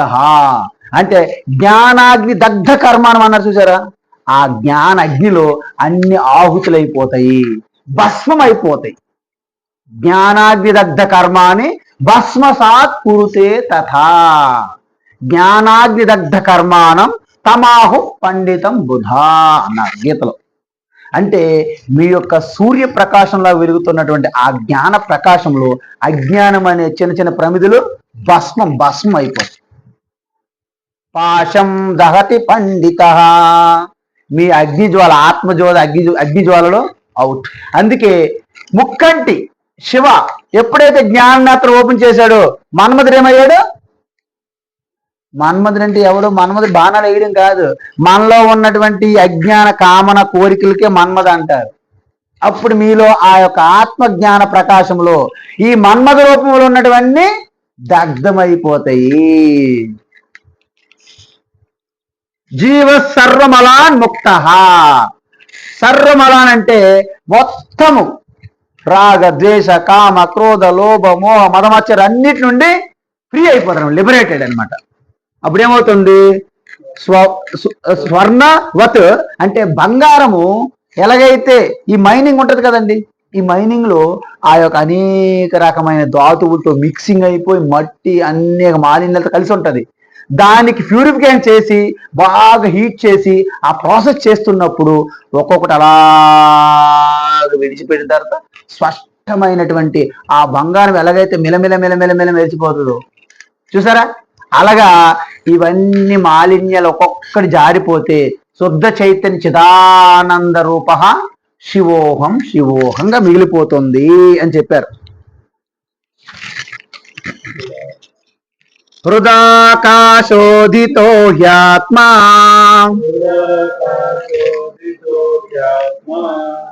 బోధభానుస్తమోపహృతో సర్వవ్యాపీ సర్వధారీ భాతి భాతి భాసయతేఖిలం. ఇప్పుడు హృత్ ఆకాశ ఉదిత అంటే హృదాకాశోదిత అంటే ఏంటంటే మీ యొక్క హృదయంలో ఎప్పుడైతే జగత్తు శరీరము ఎప్పుడైతే ధ్యాస విడిచిపెట్టేశారో, జగత్ మీద ధ్యాస పోయిందనుకోండి, మీకు మొట్టమొదటి కనిపించేది ఏంటండి? శరీరము. సో శరీరం నేనే అనుకొని భ్రమలో పడిపోయి శరీరానికి అనేక రకమైన అంటే లేపనాలు, పర్ఫ్యూమ్స్, అనేక సోపులు, అనేక రంగులు, అనేక రకమైనటువంటి ఈ ప్యాకప్లు చేస్తుంటాం. కానీ శరీరం అనేది నీవు ఎంత చేసినా దాని పనే చేసుకుంటది. అది ప్రకృతి, అది వికారం పొందక మానదు అని సత్యం తెలుసుకుంటారు అనుకోండి, దాని మీద ధ్యాస తగ్గిపోతుంది. అదేవిధంగా ఈ ఇంద్రియములు కూడా చూస్తున్నదంతా నిజం కాదు. మొన్న అక్కడ నేను పామునుకో చూశాను, అక్కడ ఉన్నది తాడే. అక్కడ అంత దూరంలో ఎడారిలో చూసి ఇసుకలో చూసాను నీరు ఉందనుకోను, అక్కడికి వెళ్ళాక నీరు లేదు. సినిమా అంత నిజమనుకోని నేను ఏడ్చేశాను, బయటకు వచ్చేసరికి తెరే ఉన్నది. సీరియల్ చూస్తూ నేనంతా ఏడ్చాను, తీరా చూస్తాడికి వాళ్ళకి ఏమీ లేదు అక్కడ, అంత క్రియేషన్. సో ఈ విధంగా మీ హృదయంలో ఏదైతే ఉదిత అంటే ఏంటండి? ఆ ఎరుక అంటే, అందుకే ప్రాతస్మరామి హృది సన్ అంటే హృదయంలో స్ఫురత్ అంటే ఏంటి?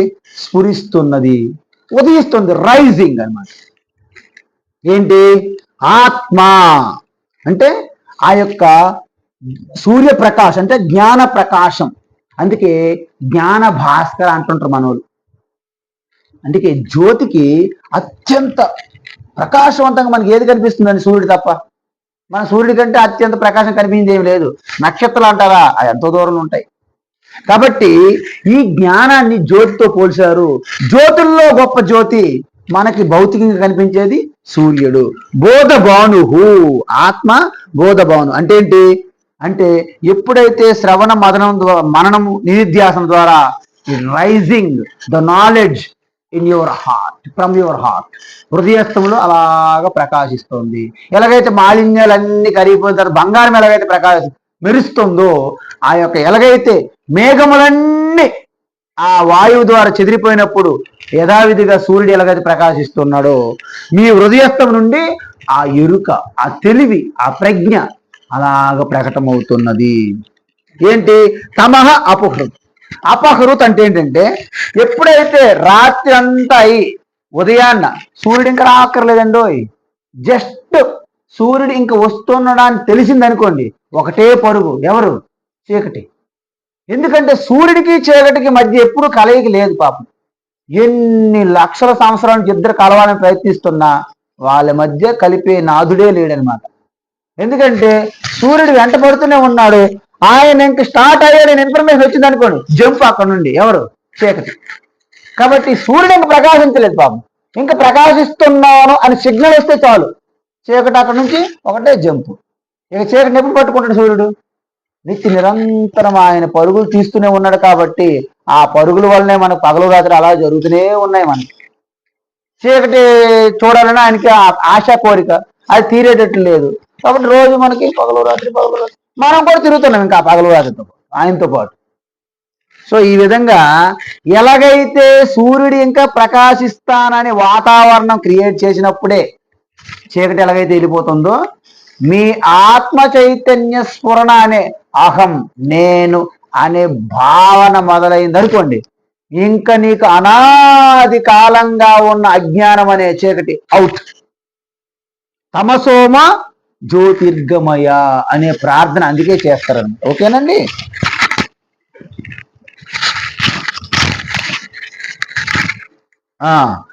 అపహృతు. ఓకే. సర్వవ్యాపి సర్వధారి అంటే ఈ యొక్క ఆత్మ చైతన్యం చెప్పాను. మనకి తిరుపతి కానీ, రామేశ్వరం కానీ, కైలాసం కానీ ఎక్కడ ఈశ్వరానికి ఉన్నా ఒక ప్రదేశాన్ని పరిమితం, ఒక కాలానికి పరిమితం. కానీ నేను అనేది ఎప్పుడు పరిమితులు లేనటువంటి సర్వవ్యాపి. అందువలనే ఈశ్వరుణ్ణి నేనుగా మీరు మార్చుకున్నంత వరకు మీరు ఆయనకి శాశ్వతంగా చేయలేరు, సర్వవ్యాపి చేయలేరు, సర్వజ్ఞ చేయలేరు. అర్థమైందండి? అందువలన నిజంగా ఈశ్వరుని మీద మీకు భక్తి ఉన్న, ప్రేమ ఉన్నా నేనుగా మాత్రమే ఈశ్వరుని గుర్తించాలి మనం.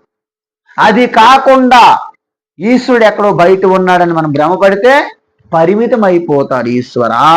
అందువలన సర్వవ్యాపి సర్వధారి. ఎలాగైతే ఆకాశం వల్ల వ్యాపించి అన్ని ఆకాశంలో ఎలాగైతే అవకాశం ఇస్తుందో అదేవిధంగా ఈ సర్వవ్యాపి చైతన్యమే యావత్తు సృష్టి స్థితి లయకి ఆధారము, కారణము. సృష్టి స్థితి లయ స్వరూప తుముహో తుముహో అనాది రూప. అనాది అవంతా కూడా సర్వవ్యాపి సర్వధారి అంటే సృష్టి స్థితి లయ అంటే existence, sustenance, consciousness. Consciousness, sustenance, creation, sustenance, dissolution. సృష్టి స్థితి లయ అన్ని కూడా ఒక చైతన్యమే.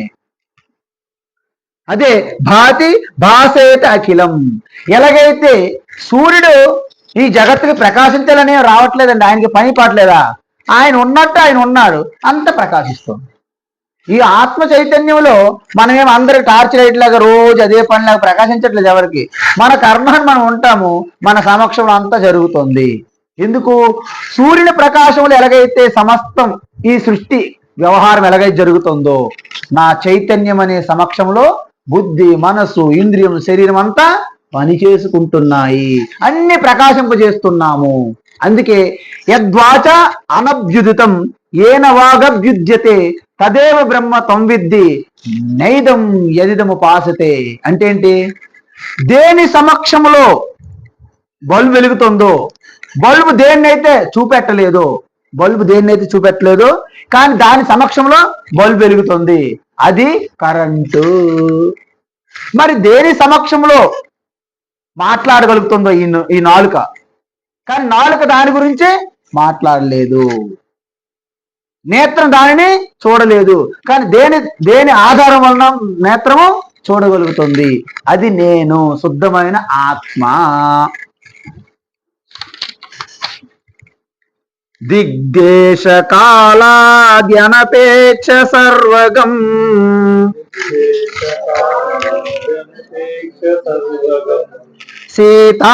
సీతాదిహృన్నిత్య సుఖం నిరంజనం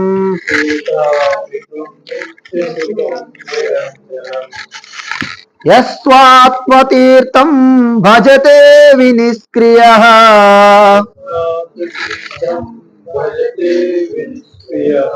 స సర్వగతో మృతో భవేత్.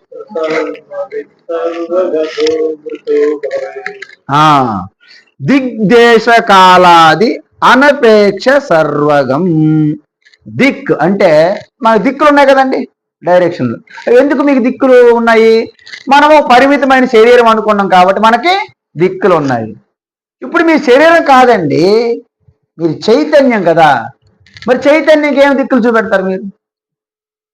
ఇప్పుడు మనం ఒక రూపానికి పరిమితం అయిపోతే మనకు అన్ని దిక్కులు ఉన్నాయి. పగలగొట్టాను అనుకోండి, మట్టి అంతా వ్యాపింది, ఏ దిక్కులో ఉన్నది మట్టి అని తెలుస్తుందండి. ఇప్పుడు ఇంతకీ ఇక్కడ బల్బు ఉంది, బల్బు మీ వైపు చూస్తుందా నా వైపు చూస్తుంది? మీ వైపు నా వైపు అండి బాబు అంత. అలాగన్నట్టు దిక్కులు మరి చెప్పలేం. ఎందుకు? శుద్ధ చైతన్య దిక్కులు ఎక్కడ ఉంటాయి? ఈ ఆకాశం కూడా చైతన్యంలో వచ్చింది, దిక్కులు కూడా చైతన్యంలో ఉన్నాయి. అందుకే దిగంబర అంటే ఏంటండి? దిక్కులనే వస్త్రంగా ఉన్న పరమాత్మ అర్థం. అంటే ఇంకొక అర్థం మనం ఏం చేసుకుంటాము? బట్టలు లేనోడు ఏంటంటే దిగంబరం ఉండవు, బట్టలు వేసుకుంటాం. మన చిన్నపిల్లలకి బట్టలు వేసుకుంటాం. అదే పెద్దవాళ్ళు అంత విభూతులు రాసుకుని దిగంబరం తిరిగితే వాళ్ళ చుట్టూ హగోరులు మీడియా మొత్తం వాళ్ళ చుట్టూ తిరుగుతుంటారు. దిగంబర్ అంటే బట్టలు తీయడం కాదు. దిగంబర్ అంటే యావత్ దిక్కులనే వస్త్రంగా భావిస్తున్నాడు పరమాత్మ కృష్ణ, పరమాత్మ శివ. అందుకే నాగేంద్రహారాయ త్రిలోచనాయ భస్మాంగరాగాయ మహేశ్వరాయ నిత్యాయ శుద్ధాయ దిగంబరాయ తస్మై నకారాయ నమః శివాయ నమః శివాయ. అంటే దిక్కులని వస్త్రంగా కట్టుకోవాలంటే ఆయన ఎంత పెద్ద మనిషి అయినా చూడండి, ఆలోచించండి. అంతే తప్ప మీరు ఏదో పెద్ద 5 అడుగులు 6 అడుగులు విగ్రహం పెట్టి అదే శివాని వేస్తారా? అది ఆరంభం మాత్రమే. శివకి మీరు వస్త్రాలు కట్టలేరు. ఎందుకు? విశ్వమంతా ఆయనే ఉన్నాడు. యావత్ దిక్కులంతా ఆయనకి వస్త్రం అయిపోయినప్పుడు నీ వస్త్రం ఏంటి? నువ్వు ఒక 10 మీటర్లు కొనగలవు, వాళ్ళకి 100 మీటర్లు కొంటావు. నీ 100 మీటర్లు ద్రౌపదికే సరిపోలేదు ఆ చీరలు ఇప్పినప్పుడు. కాబట్టి ఇక్కడ నీవు బట్టలతో శివుణ్ణి మేము ముస్తాబులు చేస్తామంటే పని కాదు. ఆయన యావత్ బ్రహ్మాండం అంతా వ్యాపించి ఉన్న శివకి దిక్కులే వస్త్రములు, దిగంబర. అయితే ఎప్పుడైతే మీరు శివగా మారిపోతారో ఇంక మీకు దిక్కులు ఉంటాయా? దిక్కులు లేవు. పోనీ దిక్కులు లేవంటే మరి కాలము దేశం అనే మీనులు వచ్చాయి. ఎందుకు? మాయా కల్పిత దేశ కాల కలన వైచిత్య చిత్రీకృతం. మీ స్వప్నం మీరు నిర్మించాలంటే మీకు అంతకుముందు చూసినటువంటి అనుభవాలు, వాసనలు ఉన్నాయి, జన్మ జన్మల నుంచి వచ్చిన వాసనలు ఉన్నాయి. స్వప్నం నిర్మించారు. మరి దీర్ఘ స్వప్నం అనే ప్రపంచాన్ని సృష్టించాలంటే ఆయనకేం ఉండాలి? దేశము కాలము ఇలాంటి సరుకు ఉండాలి, మెటీరియల్. సో ఈ దేశము కాలం కూడా మనలో వచ్చినటువంటి ఒక మెటీరియల్, వికారం పొందిన ప్రకృతి అనమాట. సో వాటికి కూడా అతీతం అయిపోయారు మీరు. ఎందుకు? శుద్ధ చైతన్యం దేశం టైం ఉండదు. అసలు గాఢ నిద్రలోనే మీకు టైం లేదు. నేను శుద్ధ చైతన్యంలో టైం ఎక్కడిది? అంతేనా? ఓకే. అయితే ఈ యొక్క దిక్కులు, దేశము, కాలాలు ఇవన్నీ అనపేక్ష, గివిటప్ అంటే ఏంటి? యువర్ అసంగ అని అర్థం. అన్అటాచ్డ్, అసంగ. ఓకేనా? సో ఎప్పుడైతే అసంగ, ఓకేనండి, సో వాటి మీద ఆధారపడడం అనేది ఆపేక్ష. అంటే ఏంటంటే ఆధారపడడం. ఎందుకంటే అంత ఆపేక్ష మీకు అంటారు, విన్నారా? అనపేక్ష అంటే నాట్ డిపెండింగ్ ఆన్. అంటే ఏంటి? యువర్ బియాండ్, అతీతం అయిపోయారు మీరు. అతీతం అయిపోయిన తర్వాత దిక్కులు ఎక్కడ ఉన్నాయి, దేశం ఎక్కడ ఉంది, కాలం ఎక్కడ ఉంది? అహం బ్రహ్మాస్మి. ఆ స్థితిలో సర్వగం, you are become one with universe, because you are all pervading, సర్వవ్యాపి. ఇప్పుడు కుండలో ఉన్నంత వరకు కుండాకాశం మొత్తుకున్నాం మనం. ఇప్పుడు నాకేమంటే నా కుండ మీద నచ్చట్లేదు, పగలగొట్టా. ఏమైంది? కుండాకాశం ఇంకెక్కడ ఉంది? మహాకాశంతో ఒకటి అయ్యింది. అందువలన ఈ కుండ పగిలిపోతే లోపల ఉన్న జీవాత్మ అనే చిన్న చిన్న చిన్న జీవాత్మ అప్పుడు మహాత్మ అయిపోతుంది. అందువలన శీతాది హృన్నిత్యం అంటే శీతము, ఉష్ణము, సుఖము, దుఃఖము, లాభము, నష్టము, జయము, అపజయము ఇవన్నీ ఉన్నాయి కదా, ద్వంద్వాలు అంటారు. ద్వంద్వాలు, కీర్తి, అపకీర్తి, ఏదైనా సరే ఇవన్నీ కూడా హృత్య అంటే అవుట్, కటప్, కటేస్సండర్ అంటారు, కటేస్సండర్ అంటారు. నిత్య సుఖం నిరంజనం. అప్పుడు ఎప్పుడైతే నీ మనస్సు అనే తెర, నీ మనస్సు అనే స్పీడ్ బ్రేకర్ ఎప్పుడైతే సైలెంట్ అయ్యిందో అది భ్రమండి. మనసు అనేది స్వాభావికంగా సర్వెంట్ బుద్ధి మనసుది. మరి దాని యజమాని ఎవరు? హృదయం, చైతన్యం. అయితే మనసు ఏమనుకుంటుంది? నేనే స్వామిని భ్రమపడుతోంది. ఎంతవరకు? ఫోన్లే. మన వాళ్ళకి కూడా కొంతమంది మీ ఇంటికి వచ్చి వంటగా చేసిన వాళ్ళు ఉంటారు, పాత్ర కడిగిన వాళ్ళు.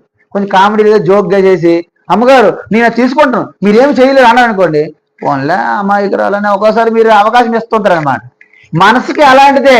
మనం ఎన్నాలైతే మనసుకి ఫోన్లే సిలిపి ఏదో కొంజూసి లేడీ, కొంజూసి జెంటిల్మ్యాన్ అని మనసుకి మనం అవకాశం ఇచ్చినంత వరకు అమ్మయ్యా చూసారా నీకని నేనే గొప్ప అని గొప్పతనంగా ప్రకటించుకుంటాం మనస్సు. ఎప్పుడైతే ఒక యజమాని ఒక ఇంటిని సర్వెంట్కి అప్పగించి వెళ్ళాడు, ఒక సరోవరం ఉన్నది, ఒక పూల్లో ఉన్నది, మంచి చేపలు పెట్టాడు, నీవు జాగ్రత్త చూసుకొని చెప్పి వెళ్ళాడు. ఆయన నెల రోజులు తీర్థయాలు వచ్చేసరికి ఈయన మిత్రులంతా వచ్చారు, ఫ్రెండ్స్. నువ్వు ఇంటికి ఆపలేగా ఉన్నావు, నీకేమి అధికారం లేదని రెచ్చగొట్టాడు. నేనే అధికారాన్ని మనసులాగా ఆయన విర్రవీగా. అయితే వాళ్ళు చేపల మీద పడ్డాయి వాళ్ళ కళ్ళు. చేపలు తినుకుంటే ఎంత బాగుంటుంది, కక్క ముక్క చొక్కా ముక్క అని రెచ్చగొట్టారనమాట ఆయన్ని. వెంటనే నేనే వాడినని ఫీల్ అయిపోయాడు ఆయన. ఈయన మొత్తం వలేసి చేపలను పట్టేశాడు. పీసులు కట్ చేసి మంచి పార్టీ పెట్టుకున్నారు. తిందామనే సమయంలో బెల్ల వచ్చింది, బెల్ల కొట్టారు కాలింగ్ బెల్ల. వానర్ దిగాడు. ఏంటి చేపలు ఇంకే అక్కడ పీసులు మంచి గుమగుమలు అభిరుచుల్లాగా. వెంటనే నువ్వు నౌకరు లేదు పో అనేసి జాబ్ పీకేశాడు. చేవట్లు కాదు, పీకేశాడు. ఈ మనసు కూడా అలాంటిది, అలాంటి నౌకరు టైప్ అనమాట. మనం ఈ మనసుకు వదిలినంత వరకు ఈ నౌకరులాగా నేనే వాళ్ళని ఫీల్ అయిపోతాం.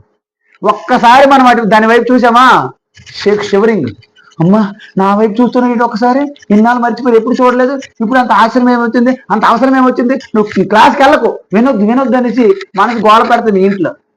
కానీ దానికి మీరు అతిక్రమించి వచ్చారా, మనసు ఓడిపోయి మీ కాళ్ళకి చెప్పులా మారిపోతుంది. మనసు ఎప్పుడైతే మీ సర్వెంట్గా మళ్ళీ నిజమైన సర్వెంట్గా మారిందో మీకు ఇంక అడ్డు ఉండదు అన్నమాట. అందువలన నిత్య సుఖం, ఈ మన సుఖానికి అడ్డుకట్టు ఎవరూ లేదండి, మన మనసే. అందుకే గాఢ నిద్రలో మనసు నిద్రపోతుంది, అందులో మీరు ఆనందం పొందుతారు. మళ్ళీ లేచిన తర్వాత మన మనసు వచ్చేది వేరే విషయం. కానీ మనస్సును పూర్తిగా మన కంట్రోల్ ఉండగలిగితే నిత్య సుఖం. ఏ సుఖం అది? నిత్య సుఖం. నిరంజనం అంటే ఎటువంటి మాలిన్యం మీకు అసంగ రూపం వలన అంటదు. మీరు చెప్పండి, ఇప్పుడు దీంట్లో ఖాళీ ప్రదేశం ఉంది, ఇప్పుడు బురద నీళ్ళు పోసిన, పవిత్ర గంగాజలం పోసిన ఈ ఖాళీ ప్రదేశానికి ఏమైనా అంటుతుందా? అలాగే మీకు మన లోపల ఉన్న కామక్రోధ లోభ మోహ మదమాచ్యాలు కూడా ఆత్మకు అంటవు. నిరంజనం. త్వాత్మ తీర్థం భజతే. ఎవరైతే ఇక బయట తీర్థాలు తిరిగి తిరిగి కాళ్ళు అలాగా అరిగిపోయినాయి, కానీ ఎటువంటి ప్రయోజనం తృప్తి మీకు కలగలే. ఇదం తేదమిదం తీర్థం భ్రమంతి తామసా జనా ఆత్మతీర్థం న జానాతి కథం మోక్ష శృణు ప్రియా. సనత్సుజీతయంలో ఆయన అన్నారు, అదిగో తీర్థం, అదిగో కైలాసం, అదిగో అమర్నాథ్, అదిగో తిరుపతి, అదిగో కైలాస్, ఎదిగో శ్రీశైలం, అదిగో మల్లన్న సమ్మక్క సారక్క ఏములవాడ తిరుగుతుంటాం మనం. భద్రాది యాదగిరి గుట్ట, యాదాద్రి కాదు యాదగిరి గుట్ట, యాదగిరి గుట్ట నాకు వద్దు, యాదాద్రి అంటాడు. ఈ గొడవల్లో పడిపోయి అది తీర్థం ఈ తీర్థం ఇక్కడే తిరుగుతున్నాం తప్ప ఆత్మతీర్థం న జానాతి. అరే బాబు, ఈ తీర్థాలన్నిటికీ మహాతీర్థం నువ్వేరా ఆత్మస్వరూపం అంటే, అది అర్థం కాదు. ఈ నదులన్నీ చివరికి ఎక్కడ కలుస్తున్నాయి? సముద్రం. అందుకే సముద్ర స్నానం చేస్తే సర్వ నదులు స్నానం చేసిన సమానం అంటారు. అందుకే మీరు ఆత్మ ఒక్కసారి రుచి చూస్తే ఇక బయట సర్వ తీర్థాలు మీరు చేసినట్టే లెక్క. అన్ని పాదములు ఏనుగు పాదములు ఎలాగైతే కలిసిపోతాయో అదండి, అదేవిధంగా అనేక పుణ్యక్షేత్రాలు తీర్థాలు అన్నీ కూడా ఆత్మతీర్థం నుండే వస్తాయి. ఆ మూలాన్ని మీరు పట్టుకుంటే కేలకతం దుకాన్ బంద్. అప్పుడు ఏం చేస్తాము? Shutter close, go to home. ఆ విధంగా ఎవరైతే వినిష్క్రియ, ఇక మీరు చేసేది ఏమి ఉండదు, మీరు ఆత్మ చైతన్యము ఆ వాటి పని చేసుకుంటుంది. ఆ శరీరం కావాలంటే శరీరానికి వస్తుంది, చేయవలసిన పని అవి చేసేస్తున్నాయి. You are not doing anything. మీరు అకర్త, అభోక్త. I'm not the doer. Find the knower, find the seer, find the hearer, find the taster, find the speller. Nothing exists, nothing belongs to you. You are neither mind nor body, immortal self you are. Find the doer, find the thinker, find the seer. అంటే అర్థం ఏంటి? ఎవరు చూస్తున్నారు, ఎవరు వింటున్నారు, ఎవరు feel అవుతున్నారు, ఎవరు రుచి చూస్తున్నారు, ఎవరు మాట్లాడుతున్నారు, ఒక్కసారి వాటి వైపు దృష్టి పెట్టవయ్యా, అప్పుడు మీకు అర్థమైపోతుంది నేను ఏది చేయట్లేదని. జరిగిపోతుంది అలాగే నా సమక్షం, ఆత్మ సంవత్సరం అని జరిగిపోతాను. అవి అలిసిపోయినప్పుడు అది రెస్ట్ కావాలి. నేను ఎప్పుడు పడుకోవట్లేదు. మొన్నప్పుడు అడిగాడు మా పార్కులో, స్వామీజీ మీరు ఎన్ని రోజులు ఉపవాసం ఉండగలరు అడిగారు ఒక అతను మొన్న. నేను అన్నాను, ఐ నెవర్ ఈట్ ఎనీథింగ్. నేను ఇంతవరకు ఎప్పుడు తినలేదండి అన్న. ఆయన కింద నుంచి పైకి చూస్తున్నాడు, నాకు ఇంతవరకు ఎప్పుడు తినట్లేదా, తినకంటే అలా బ్రతుకుతున్నాను, నేను ఎప్పుడు తినట్లేదు అన్న. ఆయనకి అర్థం కాలేదు, ఇప్పటికే అర్థం కాలేదు వాళ్ళకి. నేను ఎక్కడ తింటానండి, నేను ఎలా తినగలను? ఆత్మకి అవయవాలు లేవు, ఆత్మకి ఆకలి ఉండదు, దప్పిక ఉండదు, ఆకలి ఎలా తింటే ఇప్పుడు ఆత్మ ఎలా తింటే చెప్పండి. తింటుంది ఎవరు? నేను కాదు. తింటుంది ఏదో శరీరం అలా, అది నాకు సంబంధం. ఇది చెప్పామంటే ఎవరు అర్థమవుతుంది? పార్కులో చెప్తే అర్థమైపోద్దా? అడిగేస్తారు అంతే, ఎంతకని తెలిసిపోవాలి. అందువలన నేను ఎప్పుడు తిన్నాడు ఉపవాసం ఏంటి మధ్యలో? ఇంక ప్రశ్నే రాదు అలాంటిది. నీకు ఉపవాసం వస్తుందండి ప్రశ్న? నాకు జీవితంలో నేను ఎప్పుడు తినలేదు అన్న నాకు ఆన్సర్. నాకు అర్థం కాలే. రెగ్యులర్ తినేవాడు ఒక రోజు మాత్రం ఉపవాసం అంటారు. నేను ఎప్పుడు తిన్నా, అసలు జీవితం తినేదే లేదు నా దృష్టిలో, ఇంకా ఉపవాసం ఏంటి నాకు? అందువలన ఉపవాసం అంటే అర్థం తెలియదు వాళ్ళకి. అంటే ఆత్మస్థితి, ఆ రోజు ఆత్మనిష్టలో, ఆత్మ దృష్టితో, ఆత్మ ధ్యాసతో, ఆత్మచింతనతో ఉండడము ఉపవాసం. మరి ఆత్మచింతనతో ఉంటే గుమ్మగుమ్మలు వాసన చూసుకుని వంటల మీద పడ్డామనుకోండి, ఇంకా ఆత్మచింతన ఎక్కడిది? అందుకే నువ్వు భోజనం మాని అన్నారు అదే. చూసారా? అంటే మనం ఏమనుకోండి, కేవలం భోజనం మానేస్తే ఉపవాసం అని అనుకుంటారు తప్ప ఆత్మచింతన లేదు మనకి. భోజనం మానేద్దాం, ఉపవాసం, fasting break the fasting, breakfast. So మనమంతా పరమానంద శిష్యులు, పరమానంద. కాబట్టి వినిష్క్రియ అంటే మొత్తం అన్ని ఇంద్రియములన్నీ కూడా నా సమక్షంలో జరుగుతూనే తప్ప నేనేం చేయట్లేదు. పశ్యన్ శృణ్వన్ స్పృశన్ జిగ్రన్ అస్నన్ గచ్చన్ స్వపన్ శ్వసన్ అంటే అన్ని జరుగుతున్నా. నైవ కించిత్ కరోమీతి యుక్తో మన్యేత్ తత్వవిత్. ఆత్మతత్వాన్ని తెలుసుకున్నాడంట, వింటున్నా చూస్తున్నా అన్ని కూడా నా సమక్షంలో బాగా జరుగుతున్నాయి అని ఆనందంతో ఉంటారు తప్ప నేనేం చేయట్లేదని తెలిసిపోతుంది ఆయనకి స్పష్టంగా. If you are not doing, how can you be enjoyer? నువ్వు కర్త కాదు, నువ్వు ఏ విధంగా భోక్త అవుతావు? నువ్వు కర్త భోక్త కాకపోతే నువ్వు సంసారం ఎందుకు అవుతావు? నువ్వు సంసారం కాకపోతే నీకు బంధనం ఏది? నువ్వు బంధనంలో లేకపోతే నీకు మోక్షం ఎందుకు? జైల్లో ఉన్నాడికి బెయిల్ కావాలి కానీ మనకెందుకని బెయిల్? జైల్లో చెంచుల గురించి బెయిల్ వచ్చింది ఒకడికి, అమ్మయ్యో మాకు బెయిల్ రాదని వాడు ఏడ్చాడు, మన గ్రౌండ్లో ఆడుకుంటున్నాడు. నీకేం బుర్ర ఉందండి? నీకెందుకని బెయిల్? జైల్లో ఉన్నది బెయిల్ కావాలి. అందుకే సదామే సమత్వం న ముక్తే న బంధ. నిరంతరం శివస్వరూప ఆత్మలో ఉన్నవాడికి నా మోక్షం, నా దృష్టిలో మోక్షము లేదు, బంధము లేదు అన్నది. బంధనము లేదు, కట్టినోడికి విప్పాలి కానీ కట్టిన వాళ్ళకి ఇప్పుడు ఏమి ఇప్పుతారండి మీరు తలకాయ? అది అన్నట్టు సర్వగతో భవేత్ అమృత అపి భవేత్ అంటే వారు ఎవరైతే ఈ తత్వాన్ని అర్థం చేసుకున్నారో వాళ్ళే సర్వవితు, సర్వం తెలిసిన వారు. అండ్ సర్వగతో భవేత్ అంటే అలాగా యోగరతో వా భోగరతో వా సంగరతో వా సంగవిహీన్ యస్యే బ్రహ్మని రమతే చిత్తం నందత్యేవ భజ గోవిందం గోవిందం భజ మూఢమతే. ఏ మూఢమతే? ఎవరైతే ఈ ఆత్మనిష్ట తత్వం అహమస్మి బ్రహ్మ, అహం బ్రహ్మాస్మి చిదానంద రూప శివ అని ఎవరైతే ఆత్మస్థితిలో ఉన్నారో, స్వాత్మరతి రేవస్య ఆత్మతోక్తశ్చ మానవ ఆత్మన్యేవ సంతుష్ట. నీ ఆత్మలో నేను తృప్తి, కంటెంట్మెంట్ ఉన్నదనుకోండి, సస్య కార్యం న విద్యతే. వాళ్ళకి ఎటువంటి కర్తవ్యం లేవు. Just out of love and out of Joy they just doing Leela's like ఏ కృష్ణ. అది అలాంటి వాళ్ళు ఎక్కడికి అయితే fall with fall, flow with flow అంటారు. ఎలా ఉంటారండి వాళ్ళు? ఫాల్ విత్ ఫాల్, అలా జస్ట్ అలా. ఆయనకేంది, నదిలో ఒక కర్ర వెళ్తుంది అలా తేలుతూ, ఒక్కసారి అటువైపు వెళ్తుంది, ఇంకోసారి ఇటువైపు వెళ్తుంది. అక్కడ కర్ర ప్రమేయం ఏమైనా ఉన్నదమ్మా? ఏది నిర్ణయిస్తుంది?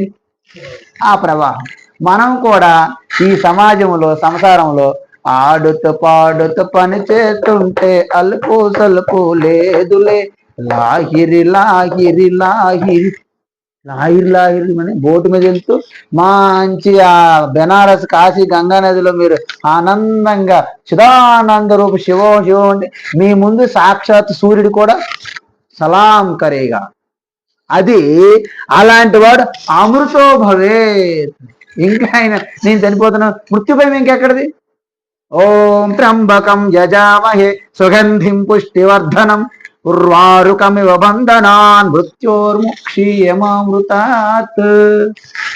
అప్పటికే బాగా పండిపోయి పటపట్ పెట్టి పెట్టి పెట్టి పెట్టి పండిపోయినటువంటి దోస పండు అది ఆల్రెడీ ఏం లేదు, జస్ట్ ఊరికే ఎలాగంటే ఊరికే. మనం కూడా ఈ శరీరానికి నాకు గ్యాప్ వచ్చేసి బాగా పండిపోయినటువంటి కొబ్బరికాయ లాగా లోపల ఎలాగైతే ఈ శరీరం ఉందో అది ఎప్పుడు ఊడిపోద్దా? యమధర్మ రోజు టైం అయిపోయింది, I'm waiting for you Yamraj, please come fast అన్నట్లు ఎందుకు ఇంకా అక్కడ ట్రాఫిక్ జామ్ ఇరుక్కుంటామేమా, కమ్ ఫాస్ట్ అంటాం మనము. యముడికి మీరు ఇన్వైట్ చేయగలగాలి, మిత్రవత పశ్చేత్ అంటారు. ఎవరైతే మృత్యువుని మిత్రుని వలె ఎవరైతే ఆహ్వానించగలుగుతారో వాళ్ళు జీవన్ముక్తులు. అది అందుకే భయం ఉండకూడదు, నిర్భయమే మోక్షము. ఈ విధంగా ఆత్మబోధ అనేది అద్భుతమైన టెక్స్ట్ మనం కంప్లీట్ చేసినందుకు నిజంగా ఆ యొక్క ప్రకృతిగా ఉన్నటువంటి ఆ ప్రకృతి మాత, ఆ జగత్ ఈశ్వరగా ఉన్న జగత్ పితగా ఉన్న ఆ యొక్క శివ, అదేవిధంగా మనకి ఆ యొక్క ఋషి యోగి పరంపరల యొక్క ఆశీర్వాదము కృప వలన మనము ఈ ఆత్మబోధ అనేది సంపూర్ణంగా మనం శక్తి వంచన లేకుండా నేను ఏదైతే గురు పరంపర ద్వారా తెలుసుకున్నానో అది తెలియజేయడానికి ప్రయత్నించాను. ఒకవేళ నేను చెప్పిన దాంట్లో ఎవరైనా సరే ప్రయోజనం పొందితే నాకు ఆనందము. నేను చెప్పిన దాంట్లో ఏదైనా తప్పులుంటే అది నా ప్రాబ్లం. నేను చెప్పిన దాంట్లో గొప్పతనం ఉంటే అది గురు పరంపర యొక్క గొప్పతనం. అందువలన ఈ యొక్క ఆత్మబోధని ఈరోజు సమాప్తం చేశాం. మీ అందరికి కూడా ఇప్పుడు ప్రత్యక్షంగా విన్నవాళ్ళు ఆనందంతో ఉంటారు, అందులో డౌట్ లేదు. అపరోక్షంగా అంటే మీడియం మన యూట్యూబ్ ద్వారా విన్న వాళ్ళు కూడా ఈ యొక్క ఆత్మానందాన్ని పొందాలని, ఇదే విధంగా వారికి తోచిన విధంగా వారు కూడా ఈ సనాతన ధర్మంలో ఉడతా భక్తిగా ఏదో జస్ట్, ఎందుకంటే రామసేతు నిర్మాణంలో ఉడతది ఎంత కష్టమో హనుమంతుడు అంతే కష్టం అన్నారని. కాబట్టి ఎవరి శక్తికి సామర్థ్యానికి అంత చేయాలి తప్ప నేను హనుమంతుని లాగా పర్వతాలు చేయాలని పూర్తి బాధపడకూడదు. ఉడతకి ఎంత శక్తి అందుకే. అందువల్ల అందరూ కూడా ముందుకు వచ్చి మన ధర్మం యొక్క గొప్పతనము, మన జ్ఞానము, మన తత్వము, మన సంప్రదాయము, మన సంస్కృతి మరొకసారి మళ్ళా పూర్వ వైభవాన్ని మన సనాతన ధర్మం కలగాలని, అదేవిధంగా ఈ అజ్ఞానంతో మిగతా యొక్క సంప్రదాయాలు, మతాలు, విశ్వాసాలు వాటి యొక్క వలలో పడకూడదని, మన ఆడపిల్లలకి మగపిల్లలకి అందరికి కూడా మనం రక్షించుకోవాలంటే ఇవాళ బాలకులే రేపటి పౌరులు కాబట్టి ఇప్పటి నుండే భగవద్గీత లాంటి వాళ్ళకి మనం నేర్పించాలి. హరి ఓం తత్సత్. సర్వం కృష్ణార్పణమస్తు.